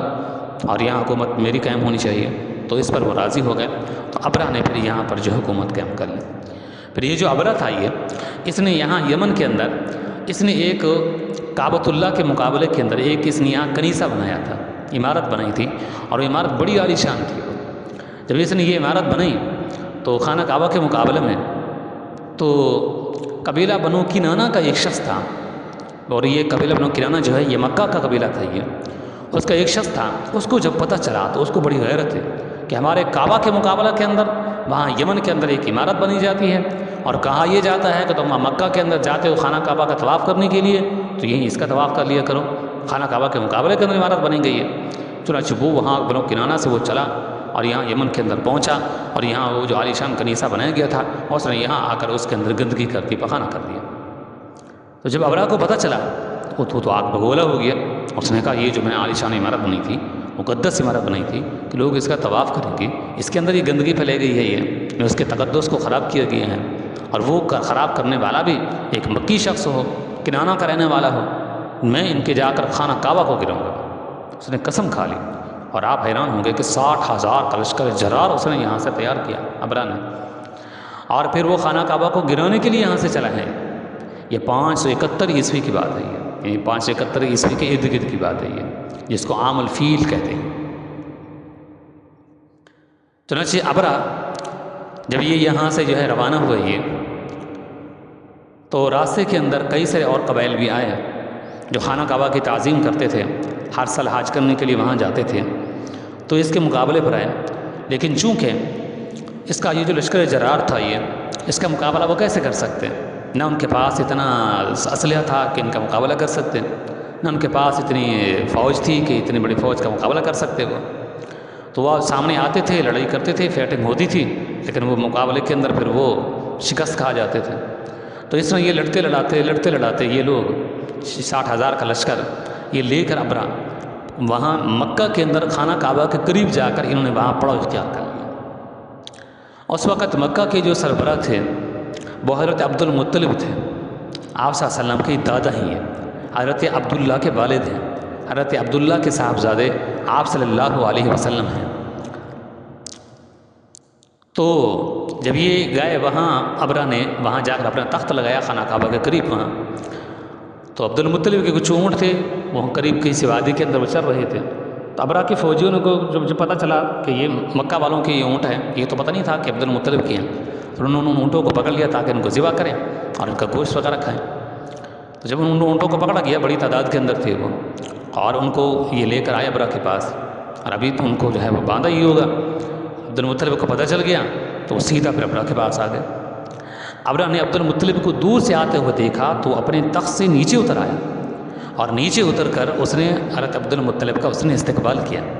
اور استقبال کر کے حضرت عبد المطلب کو وہ اپنے تخت شاہی کے اوپر بٹھانے لگا۔ حضرت عبد المطلب سے کہنے لگا کہ جی بتائیے خیریت سے ہو، ساری باتیں کر کے، جی کس حوالے سے آپ آئے ہیں؟ عبد المطلب نے فرمایا کہ میں اس حوالے سے آیا ہوں کہ آپ کے لشکریوں نے میرے اونٹوں کو پکڑ لیا ہے اور ان کے اوپر انہوں نے تسلط اور قبضہ حاصل کر لیا ہے، میں ان اس کے چھڑانے کے لیے آیا ہوں۔ تو اس پر ابرہہ کو ہنسی آ گئی، وہاں سے پڑھا، اس نے کہا کہ دیکھو میں نے آپ کے چہرے کو دیکھا، آپ کے چلنے پھرنے کو میں نے دیکھا، اور جب آپ آئے ہیں تو اس وقت دور سے میں نے دیکھ کر یہ سوچا کہ شاید کوئی بہت بڑا ذی عقل آدمی آ رہا ہے، کوئی سردار آ رہا ہے، لیکن جب میں نے آپ کی بات سنی تو مجھے پتہ چلا کہ آپ کوئی سردار نہیں ہیں، آپ اونچی فکر کے آدمی نہیں ہیں، میں تو آیا ہوں تمہارے کعبہ کو گرانے کے لیے اور اس کو منہدم کرنے کے لیے، اور تم میرے پاس آئے ہو کہ میرے اونٹوں کو چھوڑ دو۔ یہ بلا کی بات ہے، یہ تمہیں اونٹوں کی پڑی ہوئی ہے، آپ نے کعبہ کی نہیں پڑی ہوئی؟ تم نے یہ نہیں کہا کہ میرے کعبہ کو نہ ڈھاؤ، تم کعبہ کے بارے میں کوئی بات کرتے، اونٹوں کی بات کرتے ہو تم۔ عبد المطلب نے فرمایا کہ دیکھو میں سمجھتا ہوں، میں یہ جو اونٹ ہیں ان اونٹوں کا مالک میں ہوں، میں اس وجہ سے تمہارے پاس ان کی رہائی کے لیے آیا ہوں۔ یہ جو کعبہ ہے یہ کعبہ میرا نہیں ہے، یہ کعبہ اللہ کا گھر ہے، یہ اللہ تعالیٰ اپنے اس گھر کی حفاظت کرے گا۔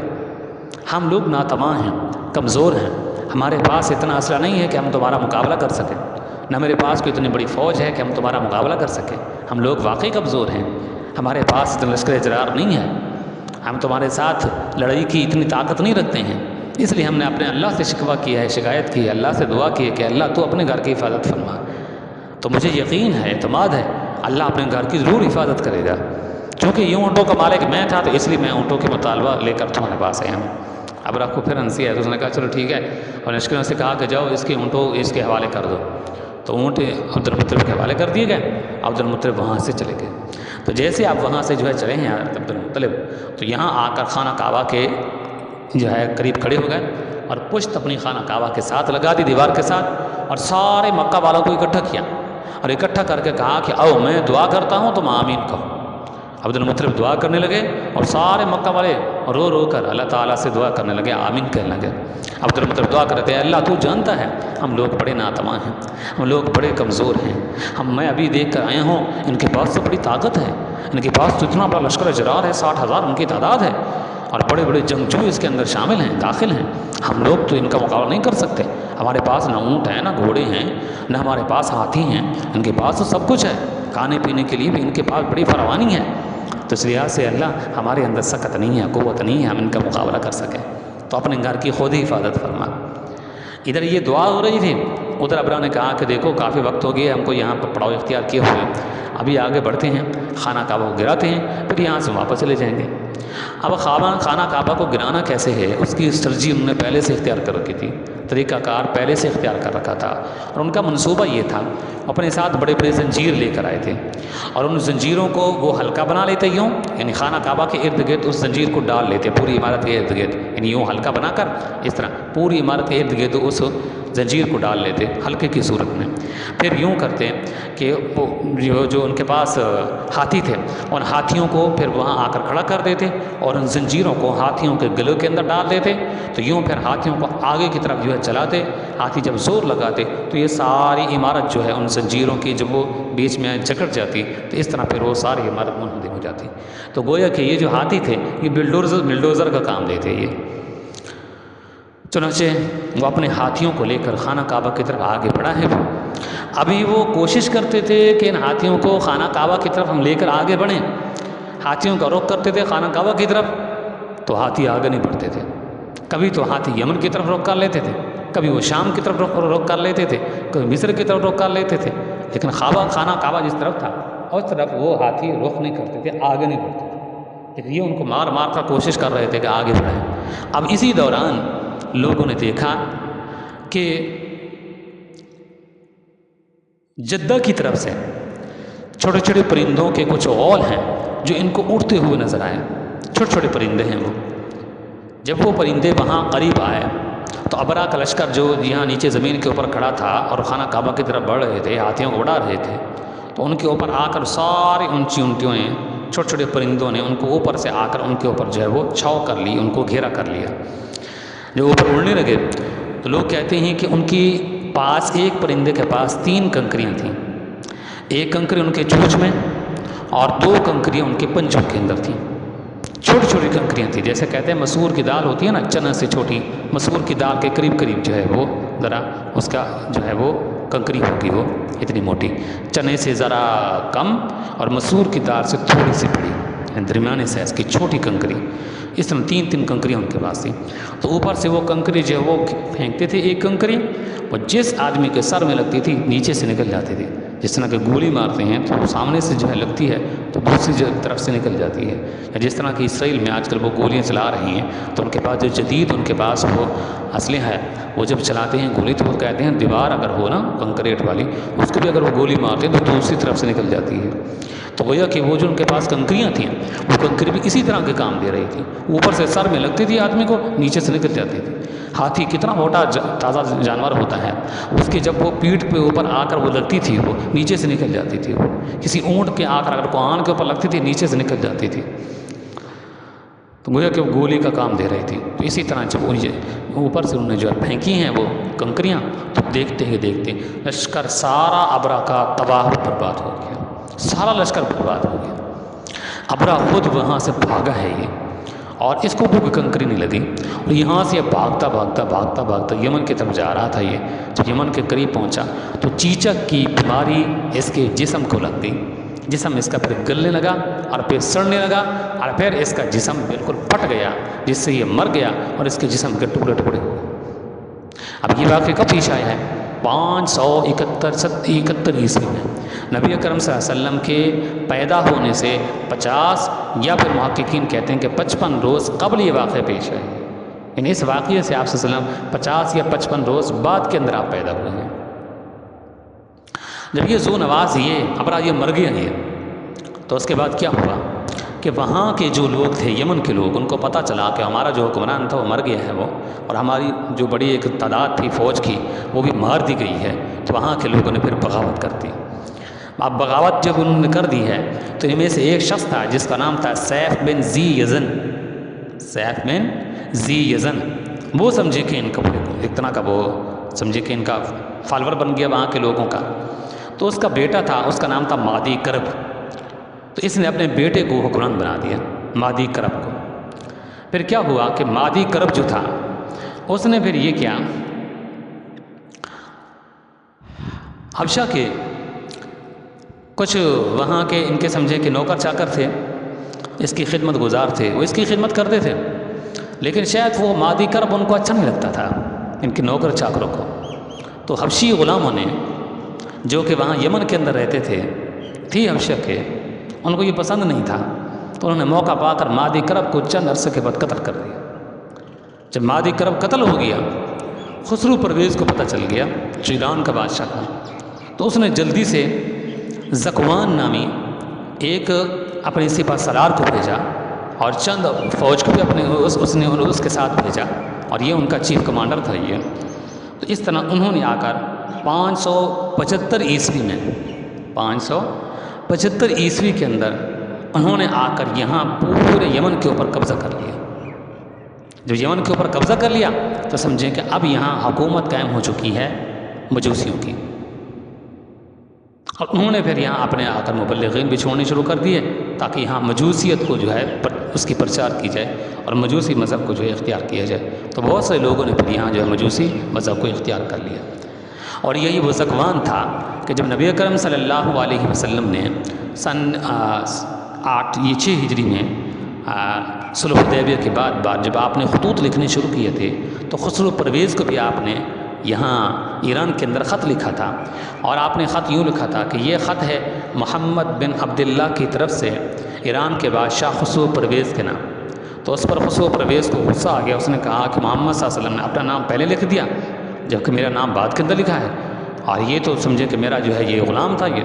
نعوذ باللہ میرا غلام ہو کر میرا نام بعد کے اندر لکھتا ہے، اپنا نام پہلے لکھتا ہے۔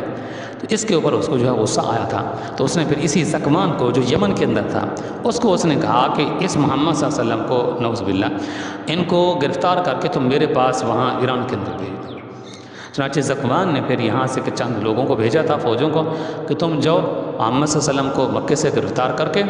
ان کو جو ہے مدینے سے ان کو گرفتار کر کے ان کو خسرو پرویز کے پاس جو ہے ان کو بھیج دو۔ چنانچہ جب وہ لوگ آئے تو آپ صلی اللہ علیہ وسلم نے فرمایا کہ تم یہیں پر ٹھہر جاؤ، کل تک میں تمہیں بتاؤں گا۔ تو لوگ وہیں ٹھہر گئے۔ صبح کو آپ اٹھے تو آپ نے فرمایا تمہارا جو بادشاہ ہے خسرو پرویز جس کے حکم پر تم مجھے یہاں گرفتار کرنے کے لیے آئے ہو وہ قتل کر دیا گیا ہے، رات اس کے بیٹے شہریار نے اس کو قتل کر دیا۔ تو جب انہوں نے یہ بات سنا، انہوں نے کہا چلو ٹھیک ہے ہم جاتے ہیں واپس، اور چونکہ حکم تو اسی کا تھا، ہمارے اوپر دباؤ تھا تو اس لیے ہم آپ کے پاس آئے تھے، وہ قتل ہو گیا ہے تو ٹھیک ہے، ہمیں تو کوئی خوشی نہیں ہے آپ کو گرفتار کرنے کی، ہم جاتے ہیں اپنے بادشاہ زکوان کے پاس، اس سے تحقیق کرتے ہیں، پتہ چلتا ہے کہ اگر وہ واقعی مارا گیا ہے تو ٹھیک ہے، نہیں ہے تو پھر ہماری مجبوری ہوگی، ہمیں تو پھر آپ کو وہاں پر لے جانا ہوگا۔ آپ صلی اللہ علیہ وسلم نے فرمایا کہ ہاں جاؤ تم جا کر تحقیق کرو۔ چنانچہ وہ وہاں سے واپس چلے ہیں اور یہاں زکوان کے پاس پہنچے، اس کو جا کر خبر دی، اس نے چلو ابھی پتہ کرتا ہوں، اس نے آدمیوں کو بھیجا، پھر کئی دنوں کے بعد پتہ چلا کہ واقعی اسی رات کو وہ قتل ہوا جس رات کی صبح کو نبی اکرم صلی اللہ علیہ وسلم نے ان کو بتلایا تھا۔ تو اس طرح اس خسرو پرویز نے رسول اللہ صلی اللہ علیہ وسلم کا جو خط تھا اس کو 2 ٹکڑے بھی کیے تھے، اور اسی طرح آپ صلی اللہ علیہ وسلم کی گرفتاری کے وارنٹ بھی اس نے جاری کیے تھے۔ اب ذرا آتے ہیں زمزم کے کنویں کی طرف۔ اسے ابن کلاب پر پہنچ کر ہم نے 523 عیسوی میں 23 عیسوی تک ہم نے اس کو چھوڑے۔ 523 تھا نہیں 550، یہ 450 عیسوی تک ہم نے یہ حالات بیان کیے تھے کہ مسلمان اسلام جو ہے وہ کیسے یہ عرب کے اندر داخل ہوا، پھر ہم نے اس کے بعد یہودیت کو لیا، پھر ابھی ہم نے عیسائیت کو لیا ہے، اور عیسائیت تک یہاں پہنچ کر 575 عیسوی تک ہم نے یہ چیپٹر مکمل کر دیے۔ پھر آگے جب آپ صلی اللہ علیہ وسلم کا ہم تذکرہ کریں گے 531 میں آپ پیدا ہوئے ہیں، پھر جو حالات بعد کے اندر پیش آئے ہیں وہ انشاءاللہ سیرت کے پھر حوالے سے پھر آگے یہ حالات جو ہے چلتے جائیں گے۔ یہ اب آتے ہیں تھوڑے سے حالات رہ گئے ہیں 450 عیسوی کے بعد سے دیکھیں۔ 450 عیسوی میں قصی ابن کلاب نے یہ سارے حالات جو ہے یہ انہوں نے جو ہے یہ سمجھے کہ درست کیے تھے۔ 300 سال کے بعد خزاع کے لوگوں سے وہاں سے جو ان سے وہ چھین لیا تھا، وہ یعنی وہاں کا جو نسق و نظام تھا مکہ کا۔ اب آپ ذرا دیکھیے کہ جب یہ خزاعہ کے لوگوں نے بنو جرم کے لوگوں کو مارا تھا، عدنانیوں کو مارا تھا اور یہاں سے ان کو مار بھگایا تھا، تو اس وقت خانہ کعبہ کی جو قیمتی چیزیں تھیں جرم کے لوگوں نے ان کو چھپا دیا تھا۔ ان کا جو بڑا سردار تھا اس وقت عمر ابن حارث تھا، نہیں ان کا نام تھا جناب، میرے پاس ابھی چٹ تھی اس میں نے لکھا ہوا تھا، نام بھول جاتی ہوں جی، چلیں بہرحال تو ان کا جو وہ سردار تھا نا عمر ابن حارث تھا، تو اس نے وہ خانہ کعبہ کی قیمتی جو اشیاء تھیں ان کو اس نے وہاں دفن کر دیا تھا۔ تو اب عمر ابن حارث جو تھا اس نے خانہ کعبہ کی چیزوں کو وہاں ان کو چھپا دیا تھا، اور یہ جو زمزم کا کنواں اس کو بھی بند کر دیا تھا۔ پھر کیا ہوا کہ آپ صلی اللہ علیہ وسلم کے جو دادا ہیں عبد المطلب، وہ ایک مرتبہ انہوں نے خواب دیکھا، اور خواب کے اندر ان کو دکھلایا گیا تھا کہ یہاں زمزم کا کنواں ہے، اس کو کھودو۔ یہ 3-4 مرتبہ مختلف جو ہے حوالوں سے دکھایا گیا۔ بالآخر اپنے حارث بیٹے کو انہوں نے ساتھ ملایا تھا، اور پھر جب اس کو کھودا تو اس کے اندر سے پھر وہ کنواں جو ہے نکل آیا وہ، تو اس طرح یہ زمزم کا کنواں جو ہے یہ زہر ہو گیا تھا۔ یہ اس وقت انہوں نے منت مانی تھی اگر میرے 12 بیٹے ہوتے تو میں ان میں سے ایک بیٹے کو اللہ کے راستے میں قربان کرتا۔ اللہ تعالیٰ نے ان کی اس دعا کو قبول کیا، 12 بیٹے عطا کر دیے۔ پھر ان کو خواب ہے، اللہ نے فرمایا کہ پھر اس نظر کو پورا کرو۔ پھر انہوں نے پورا ڈالا تو وہی مرتبہ پورے کے اندر نام جو ہے عبداللہ کا نکلتا رہا، جو آپ صلی اللہ علیہ وسلم کے والد تھے۔ پھر وہ اپنے اس بیٹے کو ساتھ لے کر وہاں جا رہے تھے، ان کو جو ہے وہ اللہ کے راستے میں شہید کرنے کے لیے۔ تو ان کی بہنیں جو تھیں حضرت عبداللہ کی، آپ صلی اللہ علیہ وسلم کی پھوپھیاں، عبد المطلب کی بیٹیاں، وہ آڑے آئیں اور کہا کہ ہمارے بھائی کو تم ذبح نہ کرو، بلکہ یہ ہے کہ اونٹوں کے بدلے میں تم قرہ ڈالو۔ اونٹوں کے بدلے میں قرہ ڈالا گیا، بالآخر 100 اونٹوں کو قربانی دی گئی۔ حضرت عبداللہ جو ہے وہ قتل ہونے سے، شہید ہونے سے محفوظ رہے۔ یہ میں نے شارٹ کٹ آپ کو بتا دی ہے یہ۔ تو اس لحاظ سے ایک مرتبہ ایک اعرابی آیا آپ صلی اللہ علیہ وسلم کی خدمت میں، تو اس نے کہا تھا السلام علیکم، السلام علیکم یا ابن الذبیحین، اے 2 ذبیحوں کے بیٹے، آپ کے اوپر سلامتی ہو، آپ کو سلام ہو۔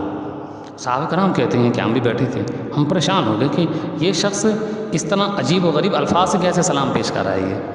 بہرحال وہ چلا گیا۔ نبی اکرم صلی اللہ علیہ وسلم نے صحابہ نے عرض کیا کہ اللہ کے رسول یہ بتائیے یا ابن الذبیحین کا کیا مطلب ہے یہ، جس طرح اس شخص نے آ کر سلام کیا۔ تو آپ نے فرمایا کہ وہ دراصل اشارہ کر رہا تھا حضرت اسماعیل کی قربانی کی طرف اور میرے باپ کی قربانی کی طرف۔ حضرت اسماعیل کا واقعہ تو مشہور ہے، لیکن یہ واقعہ زیادہ مشہور نہیں تھا۔ صحابہ کرام کو پھر اس وقت پتہ چلا کہ آپ صلی اللہ علیہ وسلم کے جو والد تھے وہ بھی ذبح ہوتے وہ بچے ہیں وہ، اور ان کی بہنوں نے ان کو جو ہے بچایا ہے ان کو۔ تو یہ کچھ جو ہے حالات تھے، یہ واقعات تھے جن کا جو ہے یہ ہم نے ابھی ان کا واقعات آپ کے سامنے رکھے ہیں۔ 571 میں آپ صلی اللہ علیہ وسلم جو ہے پیدا ہوتے ہیں عام الفیل سے صرف جو ہے 50 یا 55 روز بعد میں۔ تو یہ کچھ حالات تھے آپ کے سامنے رکھے ہیں، آپ ان کو ذرا محفوظ کر لیں گے۔ یہ آپ صلی اللہ علیہ وسلم کی آمد سے پہلے کے جو حالات تھے، یہودیت یہاں کیسے آئی، عیسائیت یہاں کیسے آئی، چونکہ یہ حالات آگے پھر ان کا جو بیک گراؤنڈ ہے اس کی ہمیں پھر ضرورت پڑے گی، اس لیے ہم اس وقت ان کو چھیڑتے رہیں ان جو ہے موضوعات کو تو پھر مناسب نہیں معلوم ہوتا تھا۔ اس لیے میں کہا کہ شروع سے کچھ جو باتیں ہیں ان کا ہم جو تذکرہ کر لیتے ہیں، پھر جب سیرت کے حوالے سے آگے ہم چلیں گے تو پیچھے سے ہماری بنیاد بنی ہوگی، تو اس حوالے سے پھر ہمیں جو ہے پچھلے حالات کا دوبارہ سے پھر ان کا تذکرہ نہیں کرنا پڑے گا۔ ہاں اگر کہیں جو ہے ریپیٹ کرنے کی ضرورت پڑی تو خلاصہ کے طور پر بیان کر دیں گے، یعنی 1 منٹ میں، آدھے منٹ میں، تو وہ باتیں جو ہے دوبارہ سے پھر وہ تازہ ہو جائیں گی۔ لیکن یہ ہے کہ تفصیل کے ساتھ ان حالات کا مد نظر رکھنا لازمی تھا۔ اسی طرح آپ صلی اللہ علیہ وسلم 571 میں پیدا ہوئے، اس سے پہلے کے جو حالات تھے ان کا بھی سامنے مد نظر رکھنا جو ہے ضروری تھا، کیونکہ ہم تو حضرت آدم علیہ السلام سے چلے ہیں نا، اور اسماعیل حضرت عیسیٰ علیہ السلام تک پہنچے ہیں۔ تو اس لیے اگر ہم آپ صلی اللہ علیہ وسلم کا زمانہ سے آگے شروع کرتے تھے تو بیچ کا یہ جو وقفہ تھا، یہ جو عرصہ تھا، تو اس کے حالات پھر ہمارے سامنے نہ آتے، تو اس لیے مناسب سمجھا کہ یہ حالات بھی سامنے آ جائیں اور ہم ترتیب کے ساتھ پھر آگے جو ہے بڑھتے چلے جائیں۔ تو انشاءاللہ ہم 2024 تک آئیں گے۔ آپ جو ہے اپنے دلوں کو ابھی سے تھام کے رکھیں، 2024 تک ہم جو آئیں گے، اور یہ مکمل جو ایک طرح کے حالات ہیں آدم سے لے کر یہاں تک، یہ سارے حالات کا ہم جو ہے دھیرے دھیرے جو ہے جائزہ لینے کی کوشش کریں گے۔ چلیں بہرحال نماز کا وقت بھی ہونے والا ہے، تو میں حضرات کا شکر گزار ہوں، ماشاءاللہ ہماری تعداد جو ہے کافی بڑھ رہی ہے، اور میں دیکھ رہا ہوں ترجمے کے ساتھ آپ آتے ہیں۔ اللہ تعالیٰ آپ کا یہاں حاضر ہونا اور اللہ تعالیٰ جو ہے قبول فرمائے۔ ٹھیک ہے، آخر دعوانا الحمدللہ رب العالمین۔